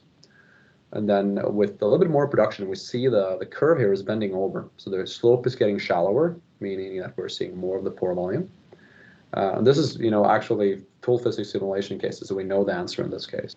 Then with a little bit more shallow slope, we're getting around 2,000 barrels in this case, or 2 million barrels, sorry. And then finally, we find a final converged slope, which is the one in red, which has around 3.4 million barrels, and that is actually the actual pore volume for this particular well. Okay, so you can say that this is kind of infinite acting, and then this is when you reach true boundary dominated flow. So conclusions, in general, when it comes to using this in practice, pick the shallowest observed slope, so the largest pore volume observed. If buildup data is present, adjust the slope until it just honors the buildup data. The slope might be shallower than what the depletion data only suggests. Ignore frac hits, and then if the well is still infinite acting, the multiphase FMB provides a conservative estimate of the pore volume, and then you can use other techniques that supplement this to evaluate whether the well is actually still infinite acting or not. And at least every time I've done this, it's always been extremely consistent what you're seeing in other types of analysis. Great. The next thing that we'll go through now is a little bit more theory on this recovery factor part of the analysis. We've already done one exercise now in the software with the flow material balance and the recovery factor analysis. We have 3 more wells to go, 1 more synthetic well, a gas condensate well, and then 2 more real wells from that's multi-phase oil wells. Before we go in here, we've said multiple times that these methods do not require relative permeabilities as an input. We'll talk a little bit more about that later. I'll try on some bad explanations of it, but I thought maybe Curtis, if you could just mention a couple of words on why the flowing material balance method that we just have covered all the theory of in general doesn't require relative permeabilities as an input to that analysis, just for the audience here as well. Yeah, so if you're old, like like some of us. You're maybe familiar with the Havlin-O'Day material balance method that was introduced, I think, in the 60s. And it basically took all the material balance equations where you had estimates of average pressure, not optimal flowing pressure like now as in conventional reservoirs, and just took those equations and took production data with those equations and showed how you can come up with estimates of initial oil or gas in place, whatever, by using just the pure production data and the material balance equations. And basically what they were saying, and it really applies to this case as well, is that what you're saying is that when you pick a slope, you pick the pore volume, and that's filled with the initial fluids in place, which is also an assumption that that the initial GOR, and assume a water saturation initially. So the initial fluids in place, and then when you know what you've taken out, so you know what's left, and basically what's left has to fit into that pore volume. All of those calculations do not require relative permeability because historical data implicitly is controlled by whatever the rel perms are. However complex that dependency is, the production data is reflecting those relative permeabilities. But the material balance equations being used both in this method and in the Havlin-O'Day method, they simply are saying we've got a volume, a pore volume. We know what it filled up initially with at initial pressure, or sometime later in history. We know what's left in the reservoir, and basically we know what's required to fill that pore volume in a consistent manner so that the material balance is honored. So material balance equations only need relative permeabilities if you're going to forecast into the future, not really knowing how the gas oil ratio and gas water ratios are going to change into the future. That's the only time you need relative permeabilities. So it's not a forward forecasting model, this approach. It's basically just taking production data and pressures and making sure they honor the material balance equations. So that's kind of the short of it. Excellent. And what Curtis also mentioned there that we'll bring into the recovery factor analysis as well is like when we're doing this recovery factor analysis, actually the only thing we're doing there, and the reason why we're not using rel perms is that we're just forecasting the ratios versus time and use those to just do a material balance calculation. So instead of having some assumptions about rel perms, we have assumptions about ratios in the future. And that's what we'll talk about now in a second. Any questions on that, everyone? Maybe Barry has a comment or two about that as well. There's a question in the chat. Great. Yeah, so I'll provide a comment. One, I loved Curtis's explanation there. Very clear. Exactly spot on. I mean, this is a flowing material balance where we're relating what we're measuring at the sand phase pressure to average conditions. But at its heart and at its core, this is static material balance, and that's how you get those average reservoir pressure calculations, and they simply you do not require any sort of relative permeability information because the production data itself has already been impacted and controlled by such. So I really like that explanation. There'll probably be some more questions as we get into recovery factor analysis about making future predictions. So I'll answer those as they come up. The question currently from Perry Richmond is, have you ran a simulation case with significant contrast in layer permeabilities and compared it to the FMB? Yes, we have done significant testing on layered reservoirs with substantial contrast between the layer permeabilities. And in all instances, whenever the entire system becomes boundary dominated, we get accurate estimates of the total system's contacted pore volume. We have ran simulations of varying compositions of layer permeabilities, meaning, systems where you had great variation in permeability, but that, the high perm layer was composed only a very small fraction of the system, as opposed to the high perm layer composing a very large fraction of the total system's deliverability. We've even peeled apart where oftentimes in a system where you have high perm contrast, you will see the entire contacted pore volume in the high permeability layer early on, and then later in the life, once the low perm layer becomes fully boundary dominated, you see the combination of both of those system contacted pore volumes. But yes, we've done a lot of testing on layered systems, and in all cases, the technique still provides accurate contacted pore volumes for the entire composite system. Perfect. Did you Right. guys give any of those simulated results in the paper itself or not? I can't remember. No, we didn't. Not that it might not have been a good addition to the paper. Yeah, It was we probably would have, but yeah. Yeah, it was running those. Anyone on the call that does simulation work, I would almost suggest that you do that. It was very instructive running those layered cases just on how the material balance technique is working and what you're seeing when. And so it was not a wasted exercise. But we did a lot of that work just to prove to ourselves that the system worked, the analysis technique would work in a layered system, which has implications on how does this technique work for multi-well systems. And so it's a great exercise to run. Is that something, I think, Matthias, that will soon be available in Whitson Plus with the multiple layers, or is that already there, or what? What's the status on that, so people could do that themselves? Yeah. So if Perry, for instance, if you wanted to run that, you simply go into the numerical model and you can run a synthetic case yourself.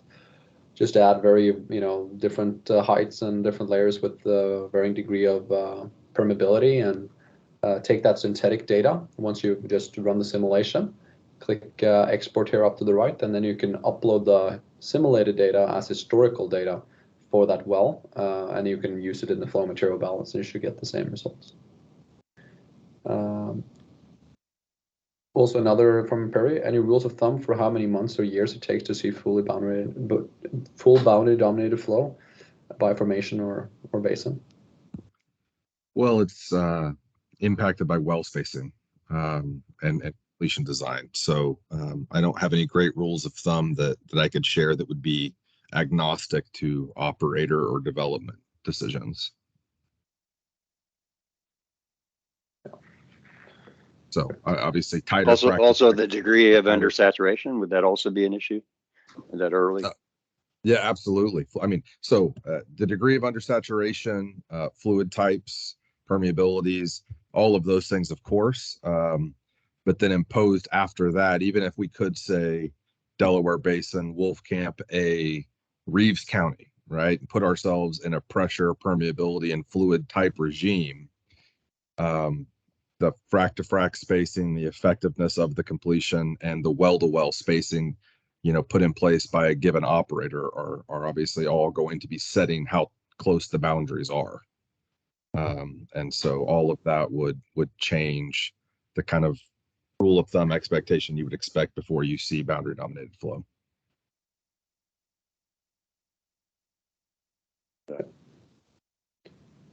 Great question and great answer on that. So I think actually at this point we'll just continue with the recovery factor analysis when we're done with that section. Sebastian, you have a question? But yes, I have a comment. Yes, a question.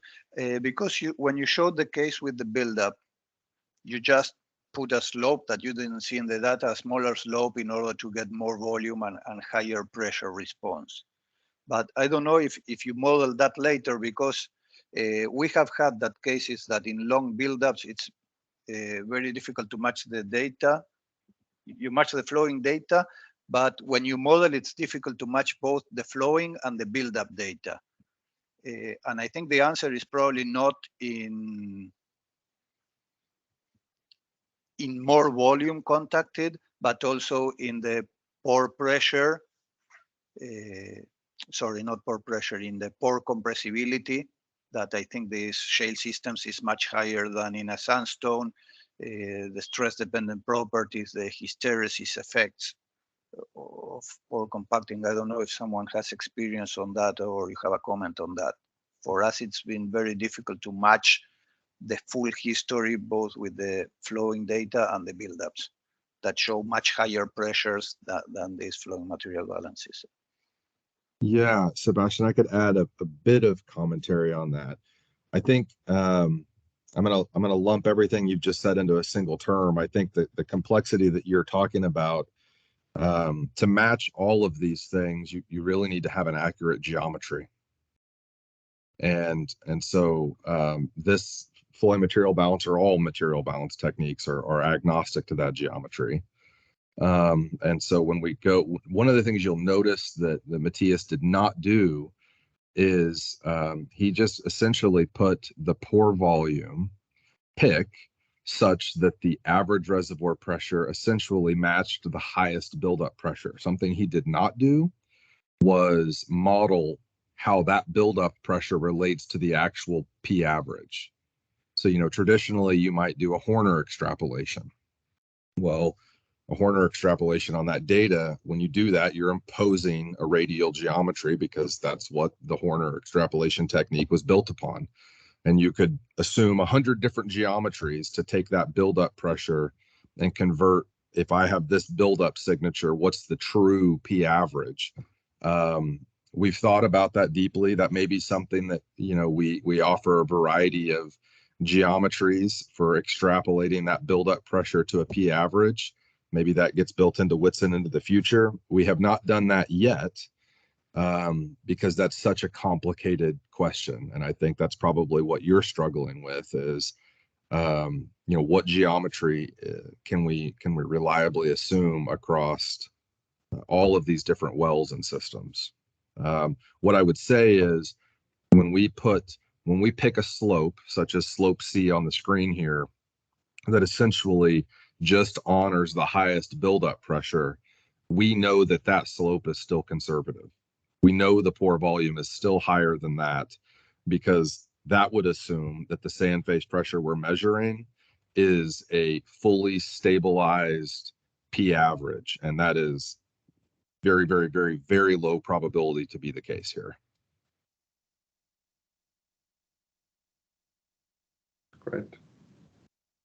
Great, and thanks for the question as well, Sebastian. There, Thanks. the couple of other comments. I'm just reading them in the chat here. Yogesh has some good comments about it's very much driven by the PVT in the different basins. For example, where I'm at in the Delaware Basin, there's not enough headspace to truly see a straight line when you pick a slope for the multiphase FMB, at least before you go two-phase. And it also depends on how you flow back the wells and how the well you stimulated are as well. So that's also good points that I think Barry mentioned that in some of the earlier knowledge sharing sessions and whatnot that we've had in the JIP, that for some wells at Cimarex when he was there, they even had a more conservative choke strategy just to make sure they were above saturation pressure for a little bit longer, so they could get more confidence in the contacted pore volume that they're seeing. And if you're immediately two-phase or slightly undersaturated or saturated, like Yogesh is mentioning here, then the slope A here, you wouldn't see it, and you would actually the only thing you'll see is there's the start here shooting up like this from slope number B in this plot, and then it will kind of stabilize. And a lot of you Montney players, a lot of the Anadarko Basin players see it as all the time, while Eagle Ford guys and Bakken folks and some parts of the Permian as well have a little bit more luxury on the headspace there, but also some parts of the Permian is slightly undersaturated, close to the saturation pressures there. So there we have some limitations. Yeah, one quick nuance to add there, Matthias, that may be helpful for some of you Anadarko Basin players. You might be thinking, well, I have thousands of pounds of undersaturation, so why don't I see slope A? Most of that is because you are typically, the Anadarko Basin is a gas basin. A lot of you are probably dealing with retrograde gases. And in order for you to see a slope A, what you're really talking about is, do you have a period of time where the compressibility of my reservoir fluids or the density of my reservoir fluids is relatively insensitive to the drawdown? And so we see slope A in reservoirs where we have a great deal of headspace and we're a single phase liquid, such that we don't have a great degree of pressure dependence of the density of those fluids above that dew point. In the Delaware or in the Anadarko Basin, you probably do have substantially undersaturated reservoir fluids, but they're gas. And so your compressibility and densities are very, very sensitive to that pressure drawdown. And so you're immediately seeing, something more similar to a slope B, and you're probably just never going to see a slope A, B, and C on that data. Great context. Another comment here from Braden. So it may be too noisy with real data, but I wonder if there's a way to have the derivative of the FMB to say, yes, the slope isn't changing much for the last 6 months, so this must be BDF versus the slope appeared to be getting shallower, so likely still infinite acting. I presume people are doing that visually when looking at the plot, but you could almost have an OIP through time based on a match of points in some local time frame. Barry, have you thought any about this? I think that's probably... Yeah, no, it's a great idea. We've tried a lot of that with real data. Unfortunately, it's so noisy that a lot of the analysis ends up being driven by the smoothing algorithm that we choose for when we calculate that derivative. Kind of end up just mathematically getting incorrect answers based upon whichever mathematical approach we choose to use for calculating and smoothing that derivative.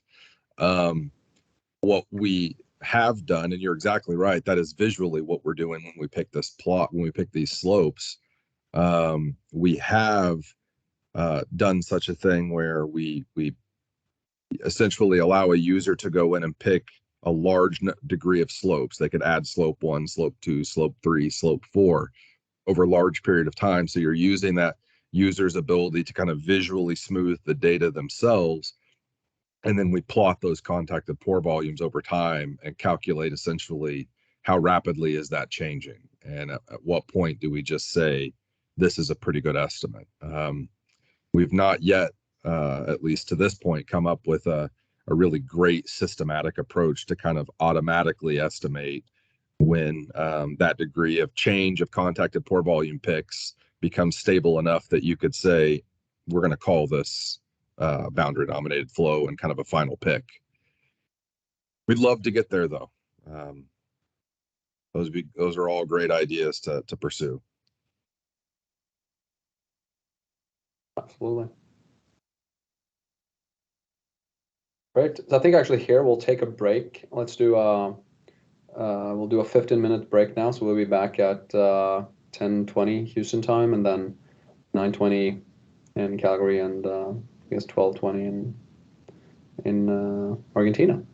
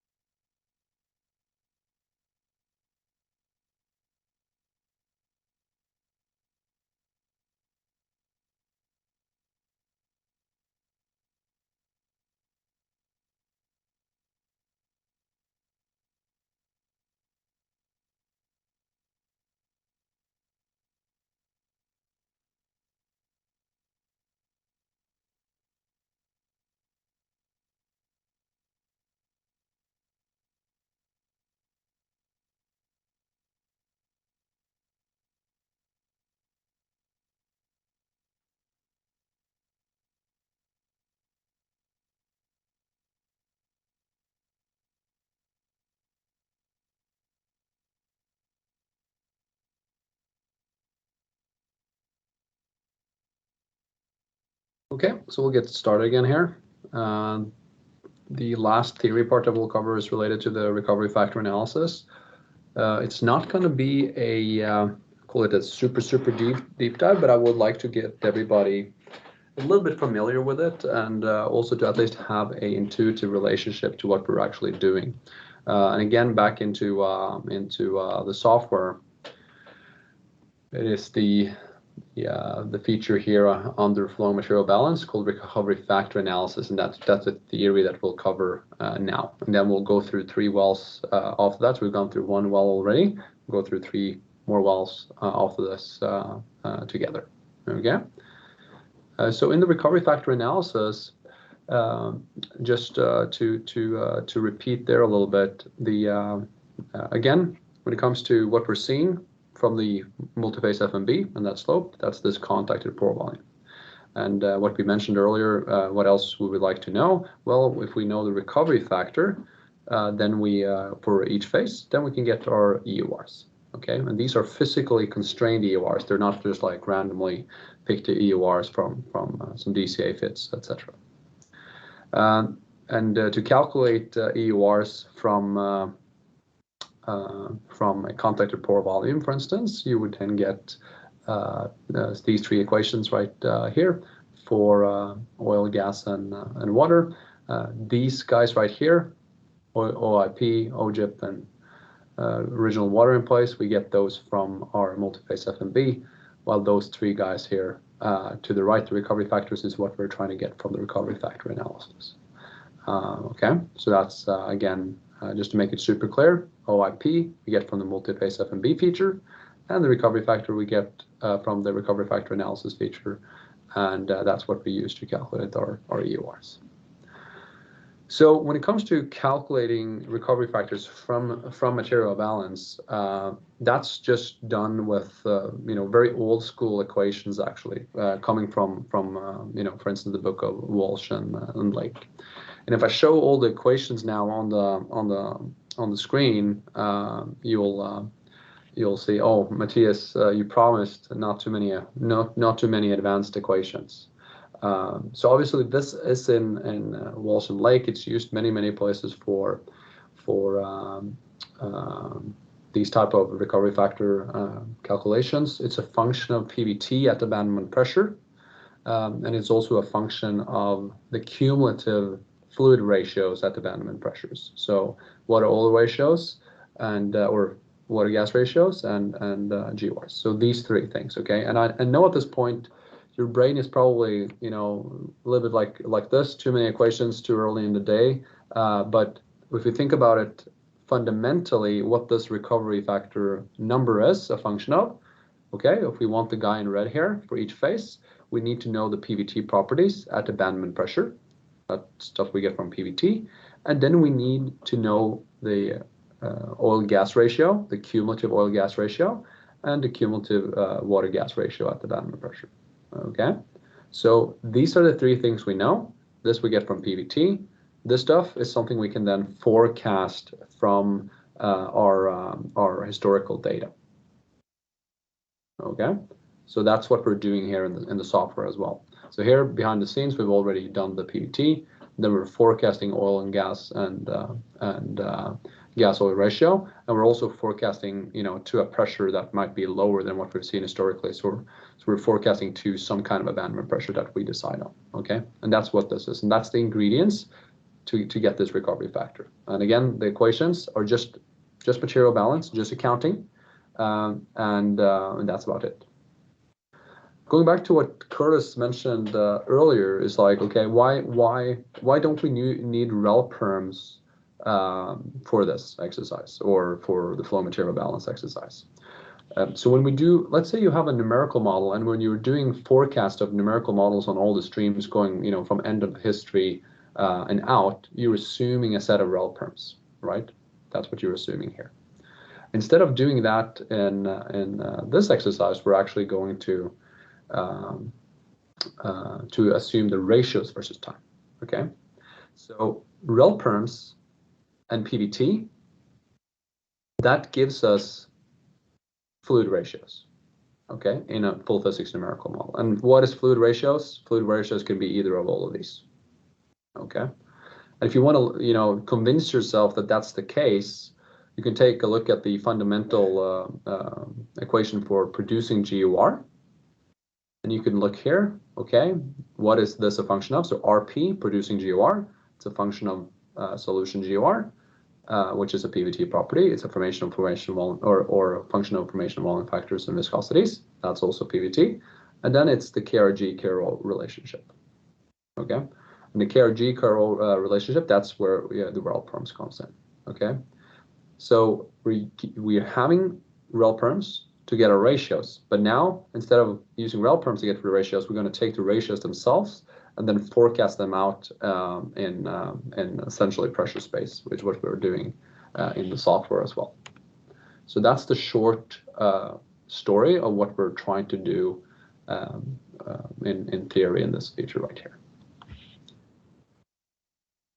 Okay, and then we'll take a little bit more of a deep dive, I guess, into just these two interfaces right here in the multiphase FMB.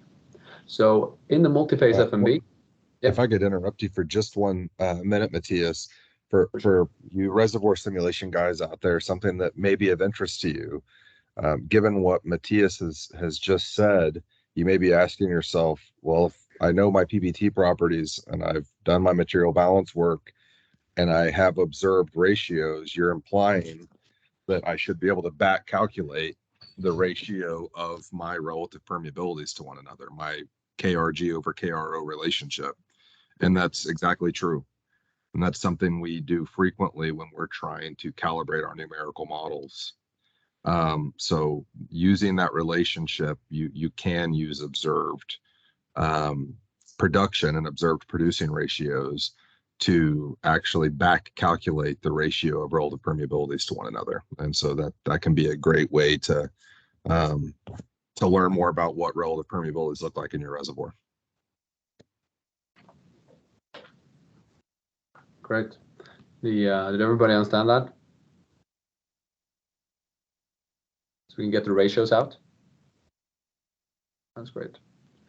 Yeah, perfect. And then for this last part now is that we're just going to go through the interfaces one more time, and then we're going to do these 3 wells, and then we're done. So pretty straightforward. In the multiphase FMB interface, this is the first part of it. The key diagnostic plot where you're picking a slope, that's in this main part of the screen right here in the middle. That's what we talked about already.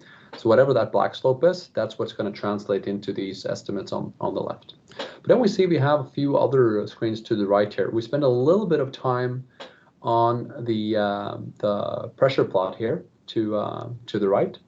The pressure plot shows the actual bottom hole pressure for this well over time.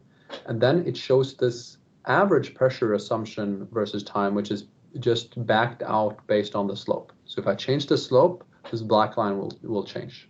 And that's a very, very good way of QCing that what you've done here makes more or less sense. Then in addition to that, we have the saturations. We have 2 plots of saturations versus pressure. The first one is oil saturation versus pressure, where we see 2 oil saturations being plotted.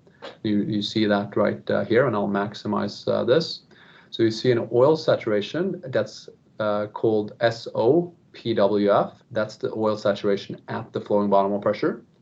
And then we have one that's called SOP average, and that's the oil saturation at the average pressure. Okay, so those are different. They're just plotted for reference. Okay, and the same goes for the water. Is that the water we have a SWI for the PWF, and then we have an SW for the average pressure as well, and you can just toggle them off as you like. I know Leslie likes to use this plot, and probably Barry as well. If there's very, very large changes in water saturation versus pressure here, that might be an indication that you should actually increase your water saturation. because as Leslie typically says, it's like water can just be produced by expansion or displacement, and for water that's two not very efficient recovery mechanisms. So you should not see a very, very drastic change in water saturations in general during depletion. Is that something that you also typically look for, Barry? Yeah, I don't, probably everybody on the call understands the importance of robust and accurate petrophysical models.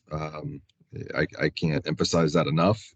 And accurate and robust petrophysical models without really good relationships with our reservoir engineers.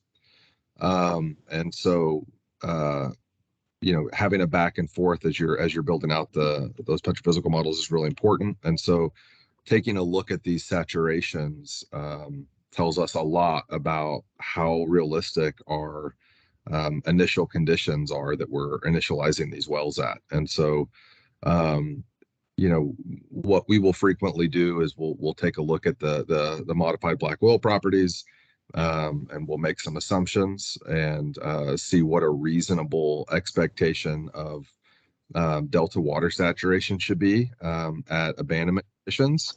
And when we see something more than that being evidenced in our interpretation, we know we are likely not accounting for enough water in the system. And we'll kind of iterate on that until we get a petrophysical model that is more tuned in to what we would expect. Right. So even though it might look kind of harmless, the one to the right there, if you know how to use it, it can be very powerful. Yeah, very, very similar to what Matthias just said about the pressure plots. I mean, these are just qualitative figures. You obviously know that average reservoir pressure shouldn't be sitting right on top of the sand face pressure, because that would imply that the well's not flowing. And knowing a little bit about your PBT properties, you should, you know, also not expect water saturation changes of the same magnitude as oil saturation changes, simply because the PBT properties don't allow for such. It's always good to be keeping an eye on those things qualitatively. And when you see something that doesn't make physical sense to you, then you kind of ask questions about, well, why is that happening? Excellent. Questions on that, or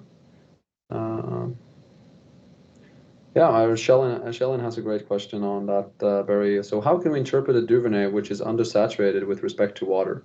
Typically 10% SW. So I guess that's where the initial water saturation is lower than the connate water saturation, but the wells are still producing back fluids, but I guess that's just frac fluids, like frac water. So yeah, so I'm not familiar with that formation. I know that we definitely have some you know, desiccated clays in the Anadarko Basin that also produce minimal, if no, reservoir water. Is that the case in formation? You do not believe there to be any effective produced water? Yeah.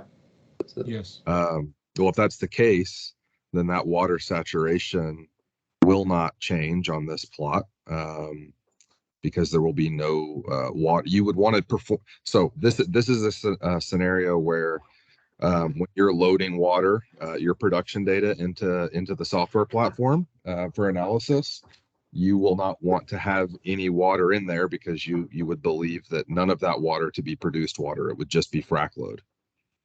And so if that's the case, then these water saturation calculations, if there's any variation whatsoever, it would only be associated with water just expanding. There would be no net withdrawal happening whatsoever. And I would not set your water saturation to 0. I would just set it to what you believe it to be. But you're not going to see a change in the water saturation due to withdrawal, because your water rates that you're loading here would be 0. Does that make sense? Yeah, and it's not the same that you're doing if you toggle off the water, Barry. Yes. So kind of a quick, easy way to get around that is if you were to toggle off water. That's effectively what happens. Yeah. There's a question, Gaurav, on the water saturation topic. How is the experience so far for natural fracture systems with significant difference in the water saturation in the matrix versus the natural fracture SW? I guess. I don't know that I have a great answer to that question. It's been something that I don't have a good answer to that. I guess that would be a function of, volumetrically speaking, just how much volume do those water saturated fractures account for in your overall system, and is it substantial enough that you can see it? I myself have not encountered a reservoir as such, but it's a good question. Are you referring to a specific reservoir, Gaurav? Or? So yeah, it's Bakken and threefold I'm referring to. So the question is, they always expect significant difference because of the capillary forces that are in metrics against natural fracture system. And the thing is, should we compare FMB against the enhanced fracture region numerical model we developed and circle back? Whether that should be one of the ways to do that. In backend, we do have, or in threefold, we do expect some of the natural fracture system that is connected, and water saturation might not follow the trend. Again, I'm not saying for all of them, all the wells that we see, but for some of them, we might see a different, I would say that, plot for water saturation. The petrophysical model that you use, would you be initializing the wells that you interpret at matrix initial saturations and pressures, or at kind of a volumetric average that accounts for your natural fractures? I would say volumetric average. So I don't have a great answer to this question, but something that would be worthwhile testing would be to take a reservoir simulator where you have an enhanced fracture region that is being ran obviously at different properties than the outer reservoir. Volumetrically, obviously I think the average conditions there, if what you're saying with your petrophysical model is true, that needs to volumetrically average out to the higher saturation that you're going to be using whenever you interpret your wells. But I'd run that simulation, and then I'd interpret it using the petrophysical properties that just represent the volumetric average, and kind of convince yourself that you're able to get bulk properties and estimates out that are accurate. I don't see why it shouldn't happen. You could definitely have some funny behavior early time. Mm-hmm. I'm assuming in your enhanced fracture region model that you're not actually modeling those fractures, you're just modeling the enhanced fracture region also as a traditional matrix network, but just with modified properties. Yeah, exactly. We do not have a dense fractal analysis of the density of fractures, so discrete fracture network is not built right now. We are just looking into an average enhanced fracture region. That's a combination of metrics and fractures. So I would think that this technique should have no problem matching the type of enhanced fracture region model that you're talking about using right now. Whether or not it would match exactly what, I think a better question is, does that model match a discrete fracture network model? And I'm unsure of. I have not tested that. Okay, but thank you, Barry, for the answer. Right. So back to the interface then. These plots right here, they, in the beginning maybe you were like, oh, what do I even use these for? But they are nice to aid some of your interpretation for different reasons, that was just mentioned. And then some of the inputs and some of the outputs are what is here on the left side. Primarily these pore volume estimates, that's what you're getting out. And then these are just a slope and intercept actually on the plot. And this is just the initial conditions. Here in the recovery factor analysis, we have 4 different interface or views. This we have to pick a forecast for our OGR versus pressure, Here the same for water-gas ratio. You need to forecast the bottom all pressures, and this we've already done, and it's automatically linked for you in the previous screen. And then what we're mainly focused on here is the recovery factor outputs to the left. In addition to, of course, these are the same pore volumes that we picked on the last screen. So now we'll go into doing go back to the well that we worked on, the oil well. So when everybody has come to the oil well, just give a thumbs up or some in the overview or in the meeting, I guess.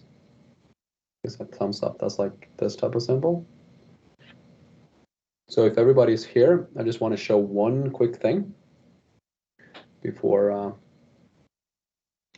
Okay, so if people are here, someone launching my well. So make sure that you're in your project and that you're in your where it's like this is your name or email and this is your oil well, and then the last thing we will do now before we move to the next well is to use this lasso highlight feature. And that lasso highlight, the reason why that's powerful is that here we're plotting things in material balance time, which many times we're wondering, okay, this part of the data right here, or this part of the data right here, in real time, what part of the data is it? And that can be very important for, you know, some days where you have maybe some bad production data, or you want to, or maybe days where you have really good pressure buildup data, and you want to make sure that, okay, I really trust the data these few days, and I want to honor that in my analysis. So you can use this lasso highlight option by clicking this guy in both of these plots, and they're linked. So if I do highlight this plot right here, I'll see those points here in my flow material balance. And then if I remove them, the filters, I can also do the lasso highlight in this plot right here. So I can take these all these points down before we hit the saturation pressure, for instance, and I can just lasso them right like this. And I see that's all these highlighted points here. And that's above saturation pressure. Okay, and then you click remove filters.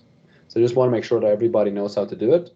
So you need to click the lasso highlight such that it's selected like this. If you are in the zoom view, you'll look selected like this, but if you're in the lasso highlight, it looks like this.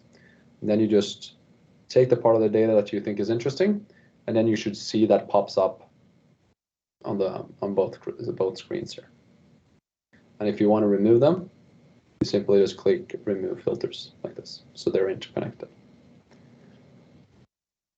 Great. Did folks were folks able to do that?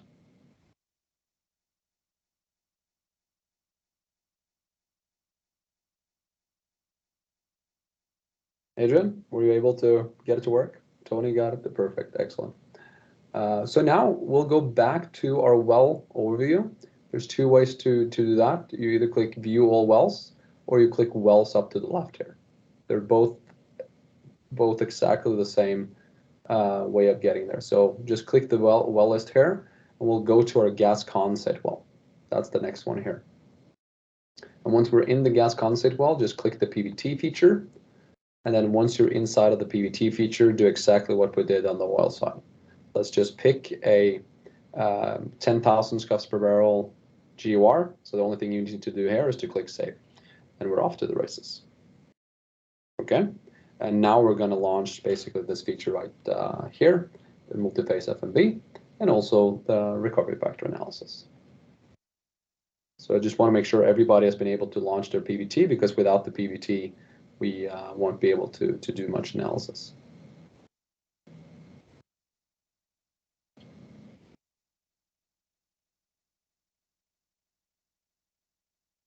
Okay, just wait until everybody's here.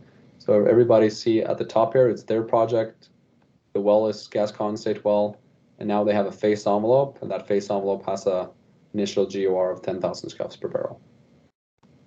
You can alternatively just, if you want to, click OGR here, and it's 100 barrels per million.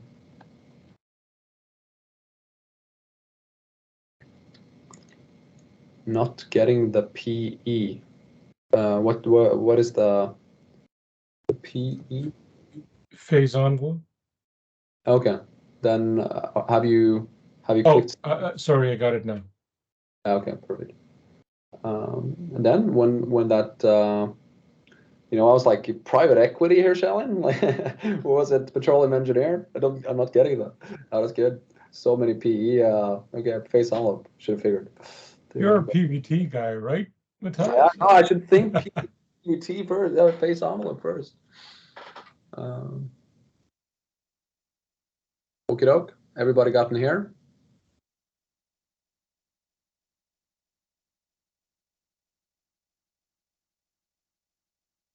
Yeah. So once done, just click flow material balance. This feature down here to the left. Maybe I'll have to refresh. Yeah, Marcus just told me he's restarting the API, Matthias. Okay. Just a quick restart on the API here. So we're getting ahead of ourselves, I guess, a little bit. But so when we get this API restarted now, let's just run this feature. Then we do an interpretation here, go into recovery factor analysis, and then we've done this for a gas condensate well synthetically as well. And then we take 2 real wells just after that. And just let me know once done. So just to repeat again, here we're just drawing a slope, and then here we're going to go in and add some points versus pressure, and then also just a forecast of our bottom pressures. Yeah. Do a refresh there, Matthias, on your screen. Yeah. So now I can just refresh if you were loading. Yeah. There we go. Okay. So once you're in the flow material balance, it's great. Yeah. So Marcus just reloaded the API here, so that should be good. So when you're back in the flow material balance, just click run here. Once you've clicked run, you're getting this slope up on the screen. So this is a gas condensate well. I know exactly what the pore volume is for this guy. It's 847. So I'm actually just gonna, it was almost what the software picked. It was very close to that. So that is good. Can you check Shellen's well, Mo? Yeah, on it.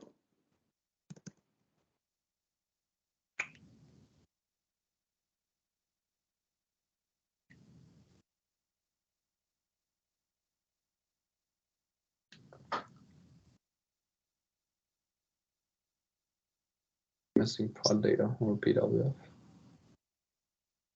Okay.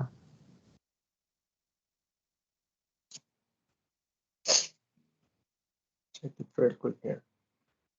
Yeah. Check Garov's well as well.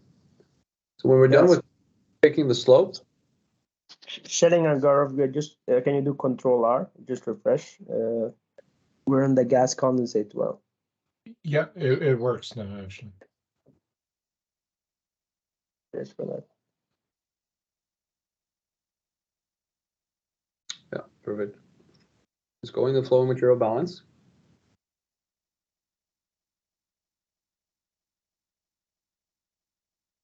Then we add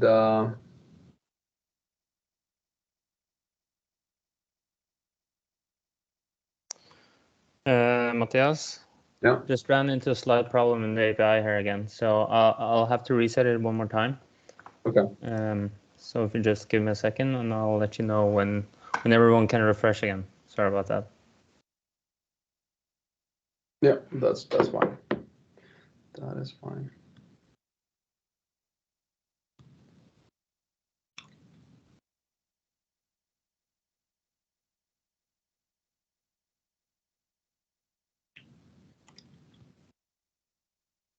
The 2 wells that we will be looking at least is 2 Eagle Ford wells. So that'll be interesting to see what we'll get there on the in terms of results and everything, and what people are interpreting, because that can be a little bit different from person to person, I think. One of them will have just a regular drawdown profile without any buildups, something similar to what we looked at for this well. And then the other example will have a buildup as well, so something more similar to what we're looking at here. So there's a little buildup period in the beginning. So that's the two cases we'll look at. We should be good to go again now. Okay, just do Control R then. There's a question from Seth. If we adjusted the method in the reservoir fluid composition from GOR to something else? No, we just used GOR. We just click save there on the PVT side. Yeah. Great question. Perfect. So once we pick the slope here and run this, then you should have a screen like this. So you can pick the slope and change the slope as you like. I'm pretty happy with my fit here. It's very simple for this condensate case, it looks like. But also here you see not that much changes in water saturation versus time. Here you see the dropout curve instead of a shrinkage curve, because we're dealing with a gas condensate. And we then go to the next screen, which is the recovery factor analysis screen. And here, just try to fit some data points through the OGR curve here. Try to do something similar on the VGR curve here. The way to do that is just to click this Add Points button up to the right in both of the plots. Make sure that you get some points here. For instance, I have done a poor job, so just add some points to lower pressures here, where you want to forecast the well. And then the last thing you need to do is to make sure that you pick a final pressure here. I've picked 700 psia.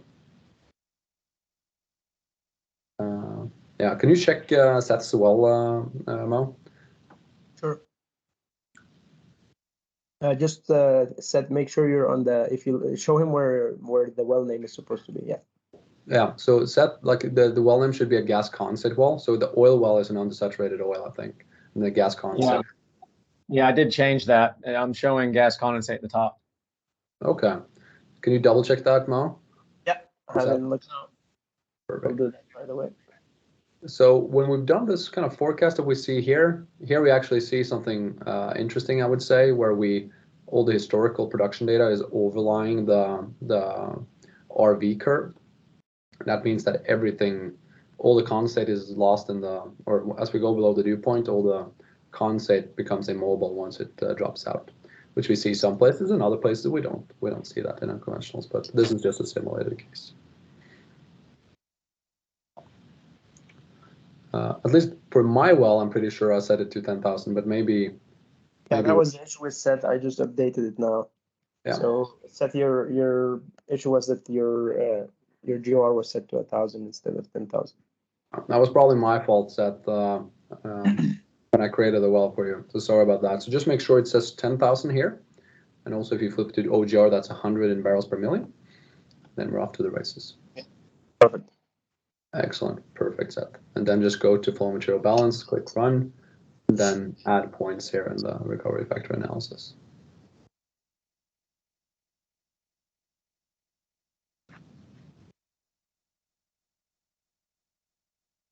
Great. Has people been able to run this as well? So when you're ready to run it, you just click run up to the left. So Adrian, for instance, have you been able to? I don't know if Adrian is still with us or if he's there. Great.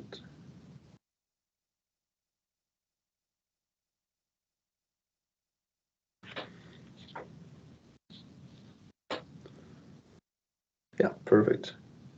So now that's the workflow again for a synthetic case. We know that the original oil in place here, that's the correct one, multi-phase everything, because it comes from our synthetic case of a numerical model. Then we also have these recovery factors outputted right here. And that's just, the contacted oil in place multiplied with these. And especially for condensate, it's very, very typical to see much higher condensate recoveries. And if you were single phase, your gas recovery and your condensate recovery would actually be the same. So if you were above the dew points, that's also very, very typical for those systems. Great. So now we'll take this a step forward and we'll go into well, the first well, which is the kite well under our project. So go back to wells, click the kite well, and go to PBT again. And then just pick, based on your interpretation of the 100 first days, just pick a PBT number. I have picked 750, but you can pick whatever initial producing GOR number that you think makes sense. But, you can drag this line up and down, for instance, or you can type it here.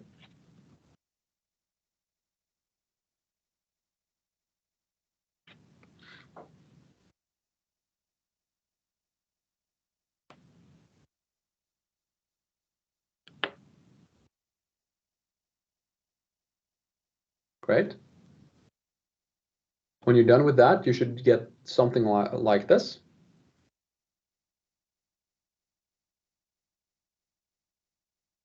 I'm going to ask my friend Adrian again, did you get this? Just to ensure things are also carrying through to all users. Adrian is going to ask for a discount on his subscription, Yeah, that's true. Adrian is like, well, he's basically working now. Okay, great. So once we've done that, that's just to open this card again, click save after you picked your interpretation. We go to flow material balance. And when we click run now, in flow material balance,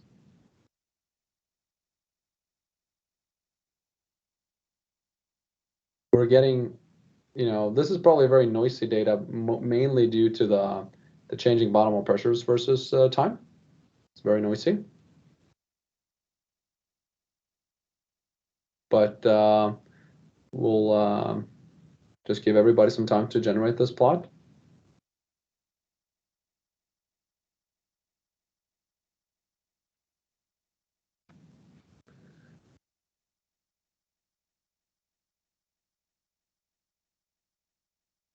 And for those that have come here now, we know that we see, even though it's very noisy and bad long-term quality data here for this case, we see these three phases, if you like, or these three periods of time. We see a straight line portion of the data early time, we see a transition period, and it is very, very tricky to analyze the long-term production data right here. Very tricky. But what we're going to do, because the good quality part of the data seems to be early time here, is that we're going to zoom into this portion of the data. And then we can go in here and use the lasso highlight.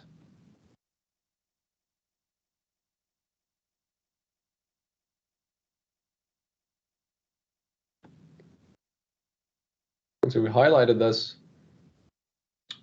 That's now seen here to the right.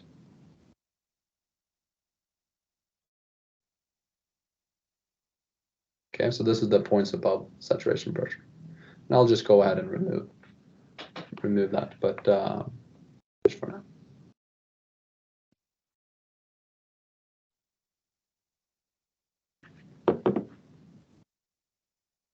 Okie doke. So the next thing we see now, you can take the slope, make it steeper, and then you'll see that the oil in place is getting smaller. You can make it shallower, not negative, but make it shallower, and it gets larger. So that's the fundamentals of what we would like to do.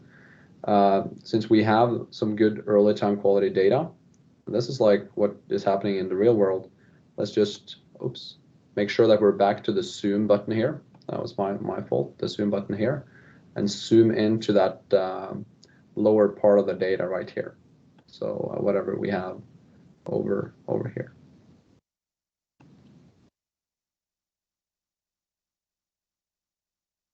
And then based on the data that we're seeing on the screen here, let's just try to fit kind of the shallowest portion of this data. Different people will interpret it differently. Maybe something like this, or maybe something like this.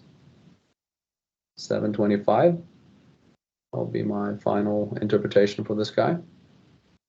And then once you're happy with that, you simply just click run up to the left. Okay.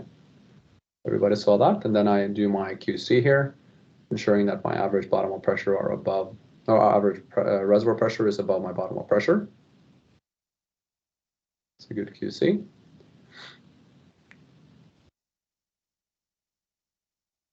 And with so noisy data that I ignore a few of these points, but if it happened that these were actually very, very good data points that we should honor, then maybe should make it a slope even shallower. Let's say I'm done with that. And now go to my recovery factor analysis. Then I go in and add my points here to these two charts. Again, by adding points here. If you want to delete points, you can click this guy right here. Let's delete all the points and you do it again. If you want to just add points, you do it like this. And even if I've added points before, I can simply just click in between these 2 points. And that adds more granularity if I'd like to do that. The same goes over here. And just ensure that when you've picked one of or selected this guy, to get back to just or if you want to deselect that such that you can actually zoom in the plot and stuff, you just have to deselect it. So select, then it looks like this. Deselect, it looks like this. Select, deselect. Same over here. So I picked these 2 guys, and then here I would like to do some kind of forecast from end of history and out. Here I picked an abandonment pressure of 700, but you all pick whatever pressure you like. This is not about necessarily getting the correct answer, but just learning the functionality.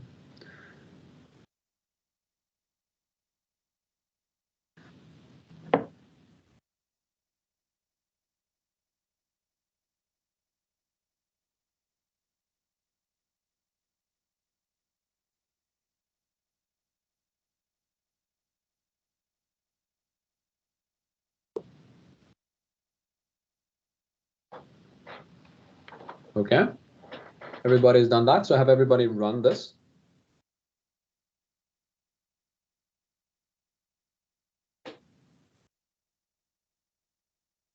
Then we're getting some outputted recovery factors here. Oil, gas, and water.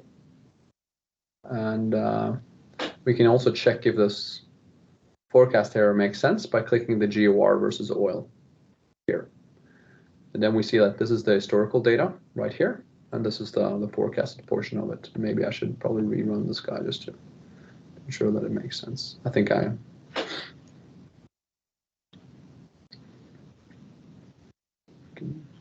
Okay.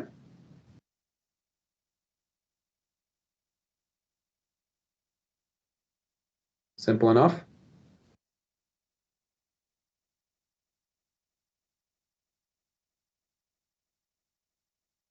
Right. Seems like everybody's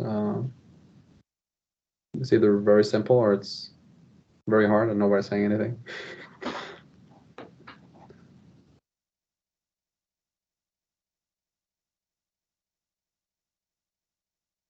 Good.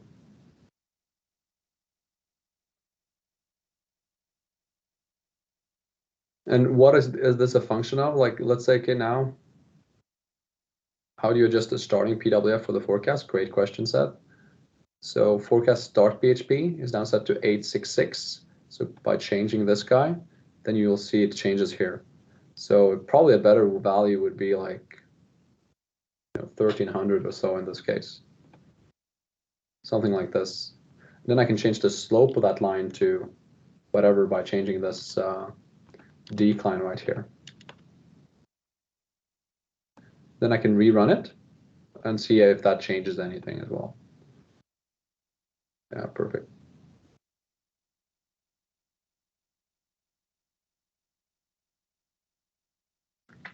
And now you see I got a more continuous curve, and that's just because the last pressures were much closer to what we had there before. Like we see here. So, this is a decent, when it comes to the historical cum oil gas ratios and what we're forecasting in the future, it doesn't look wacky, and it's very easy to see if your choices on forecasted fluid ratios makes sense or not, and here they look decent.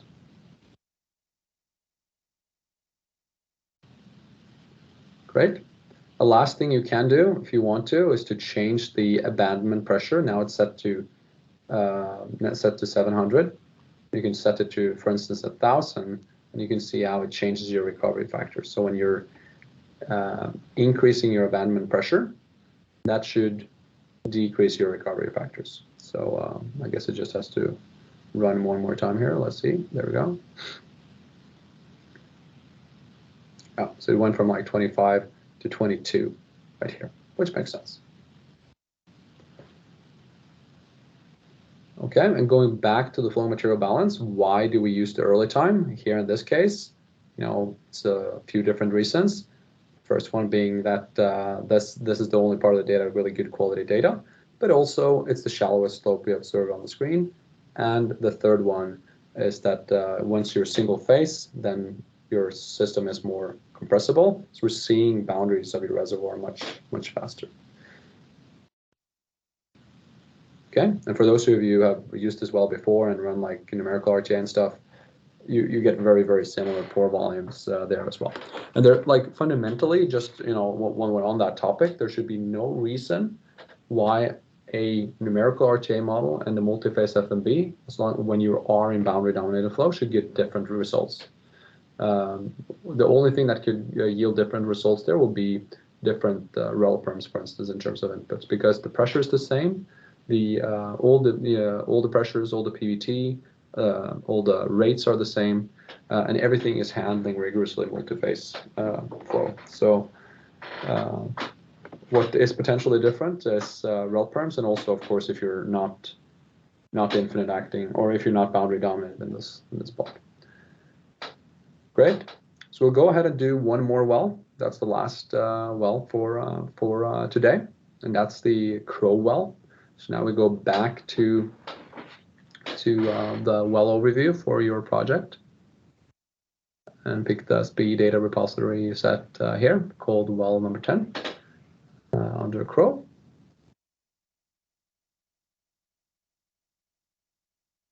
Okay, so under wells, pick number 10. Go to PVT, do the same exercise. We open the PVT thing, then we pick whatever interpretation that we think makes sense. I had already picked something, but I don't know if I'm really happy with it.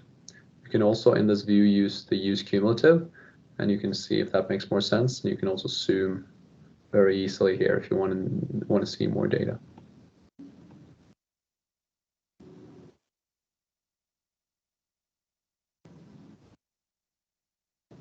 Good. So when you're done with that, you should have a phase envelope right here.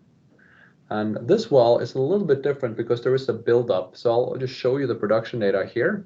As this is the buildup pre and post. These values in the buildup period is bogus, but we'll pretend that these values after when we flow oil again, that they are real. So we think that this point right here is real, and we'll see if that impacts our flow material balance method interpretation.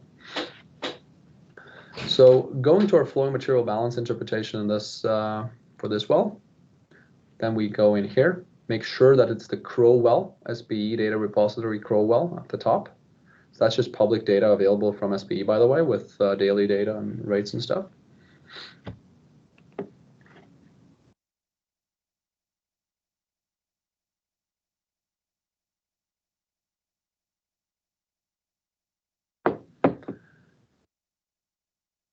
Has everybody been able to generate this?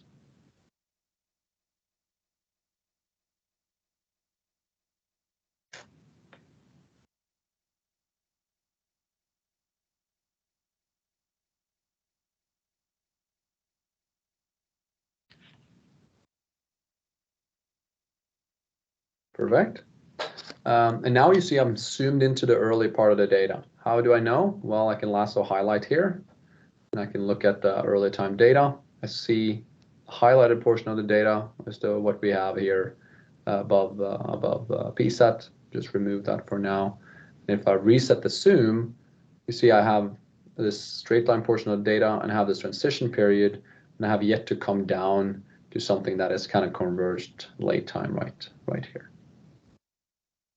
But then when I go in here, I see that my buildup is not honored.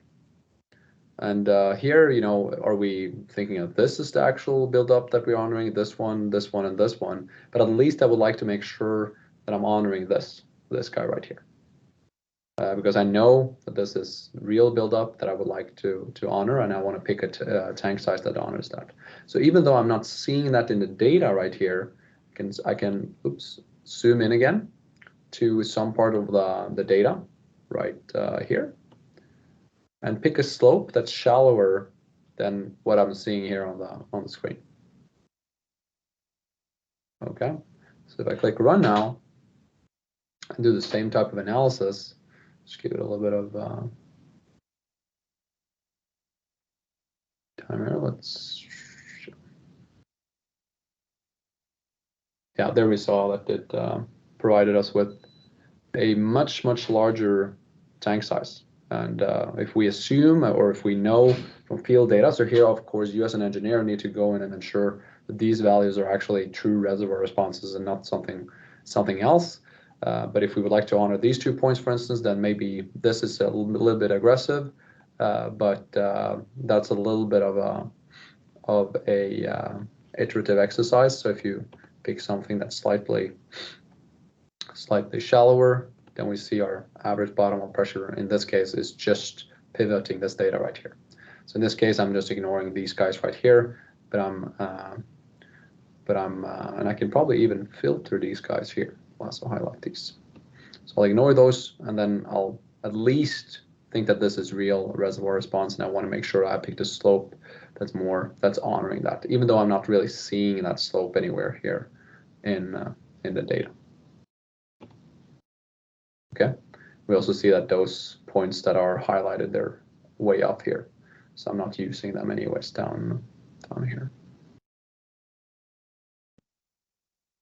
Okay, so now I've you know, we pretend that I have justification for honoring this buildup. You know, we actually don't have all the information about this well because it's public data, but that's what we're going to assume here. And then these are the associated pore volumes. Then we go into our recovery factor analysis, and we're doing the same job that we've done before. We are first doing a forecast here, and as Seth mentioned there, we can change the forecast start BHP. You can even change the forecast start date if there's like a frac hit, etc. And you can also change the final BHP, which is 700 in this case. In this case, I'll just change it to 1,000. You pick whatever you like. It can be 300 or 700 or whatnot. I add my points here to try to be going through this data. Probably just make it kind of constant until P set at least. Maybe something like this, and I'll do a quick check once I've gotten to this. And here probably Barry has many more kind of practical ways of doing this interpretation, but in short, there are most likely better ways of doing this versus others. But once your calculation is done, you'll get outputted your recovery factors here, and then it's automatically calculated your EORs for this particular well, and also your associated recovery factors of the contacted pore volume. Okay, so these are just material balance exercises, and that's it. And then you can click the GOR versus oil here to ensure that your physical forecast makes sense from here and out.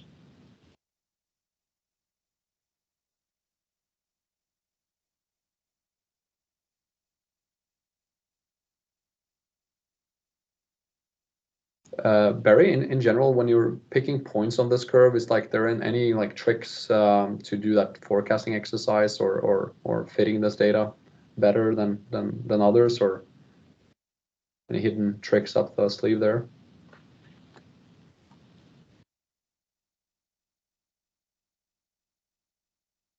Or maybe Leslie, if it's on the call as well.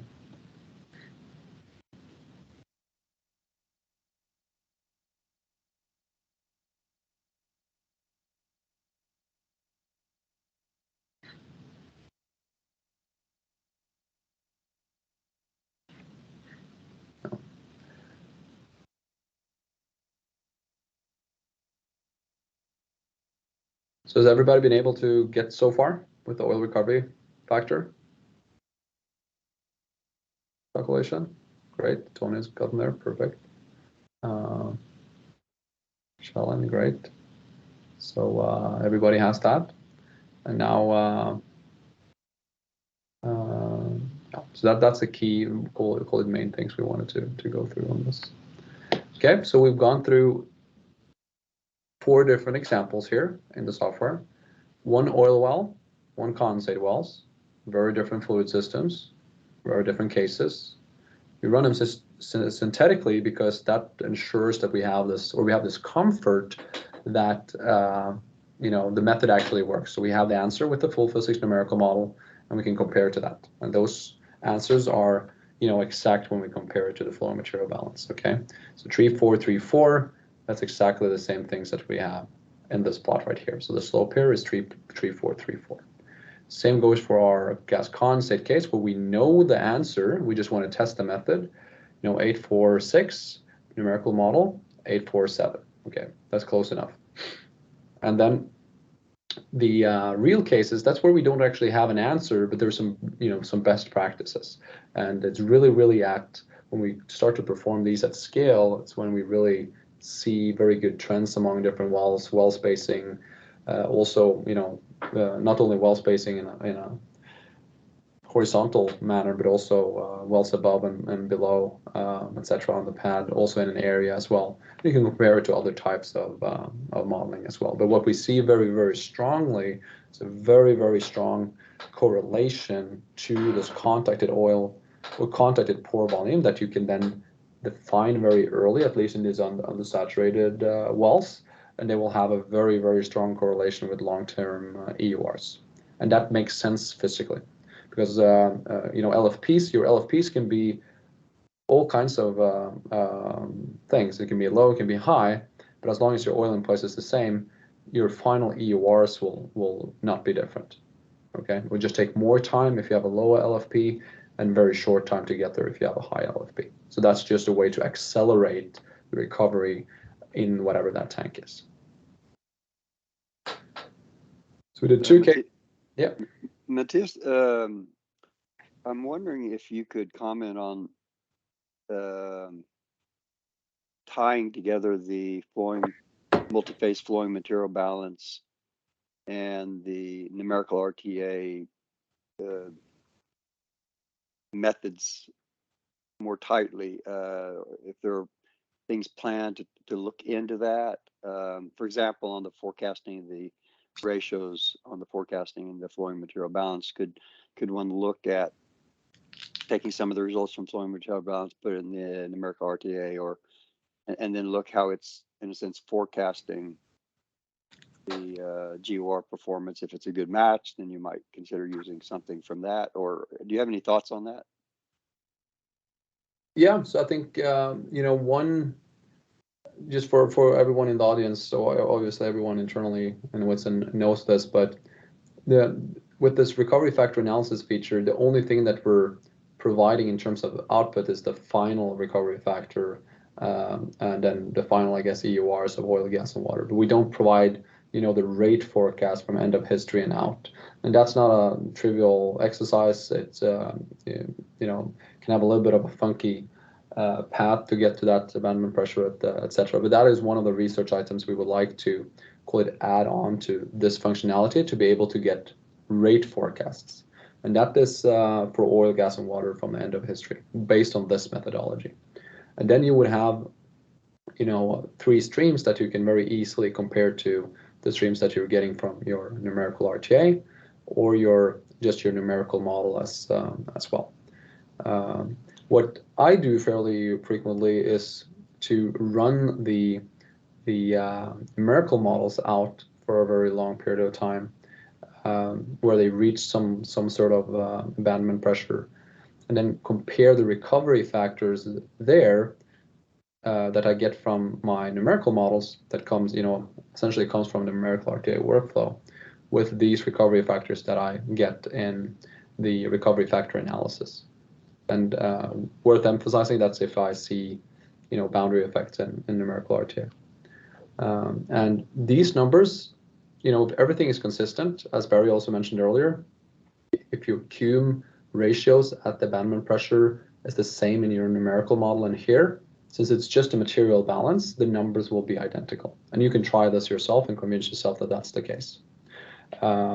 If they're slightly different, that slight difference is typically because your numerical model GOR forecast is slightly different than the GOR forecast you have in here, for instance. So many times, if I like to have 100% consistency, I try to ensure that the cum GOR that we see here would be equal to the cum GOR in my forecasted numerical model right here.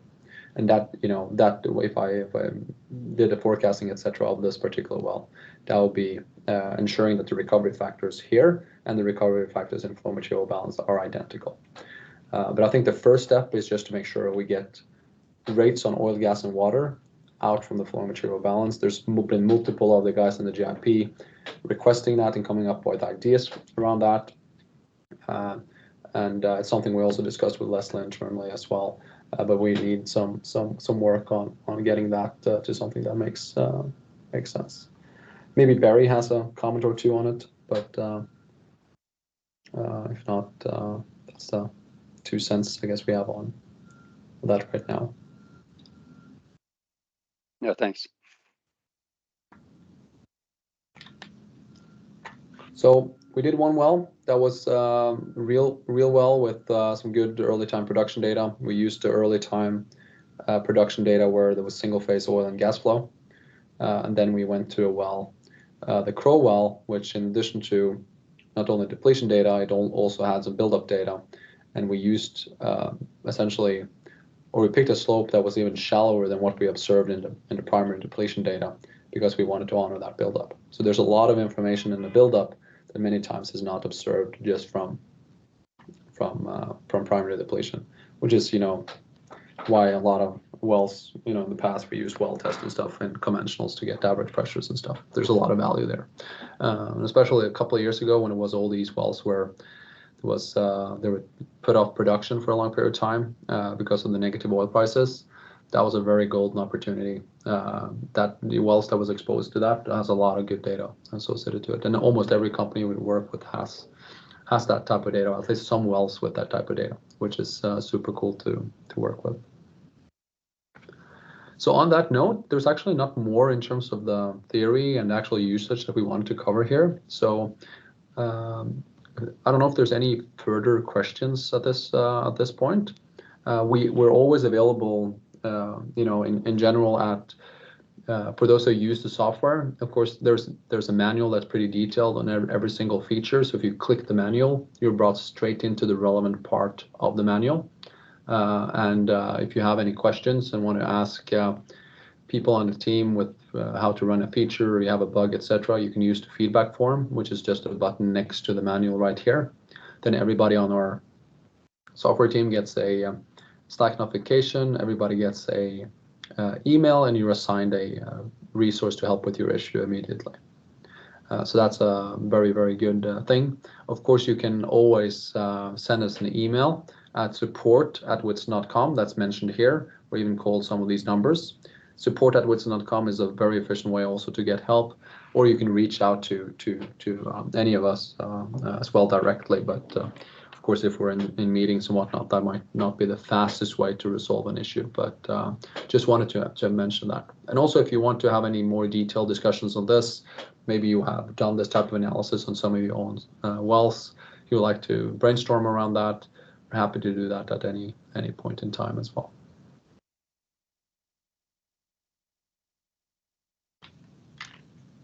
Great. So I think on that note, there's no further questions. I think we'll just thank everybody for participating in this one. It's a very focused session, primarily on Multiphase FMB. We've had similar courses on the PVT, bottom pressure, and the RTA in the past, and we're rolling these courses every single year. Maybe next year, though, there's a few other courses as well, and similar short, just focusing on usage and the theory only related to that course. Next up on the JIP, we're wrapping up this year's JIP now end of September. So that's an in-person event, 28th of September here in Houston. Whole day event with, we're summarizing the entire consortium study. And we're also having a wide range of presenters presenting on a wide range of different topics in the realm of RTA. Some is on multiphase FMB, some is on RTA, numerical RTA, etc. There's going to be some folks doing workflows on one given well, and we're going to compare how they were thinking about the workflows, etc. And it's going to be very fun to also have a lot of you all in person, and there's also a call-in option for that as well for those that would like to join in remotely. So it's a hybrid event in that sense. In the meanwhile, we'll just thank everybody for joining, and again, if there's any questions, just reach out at any time, and we'll do our best to get back to you as soon as we can.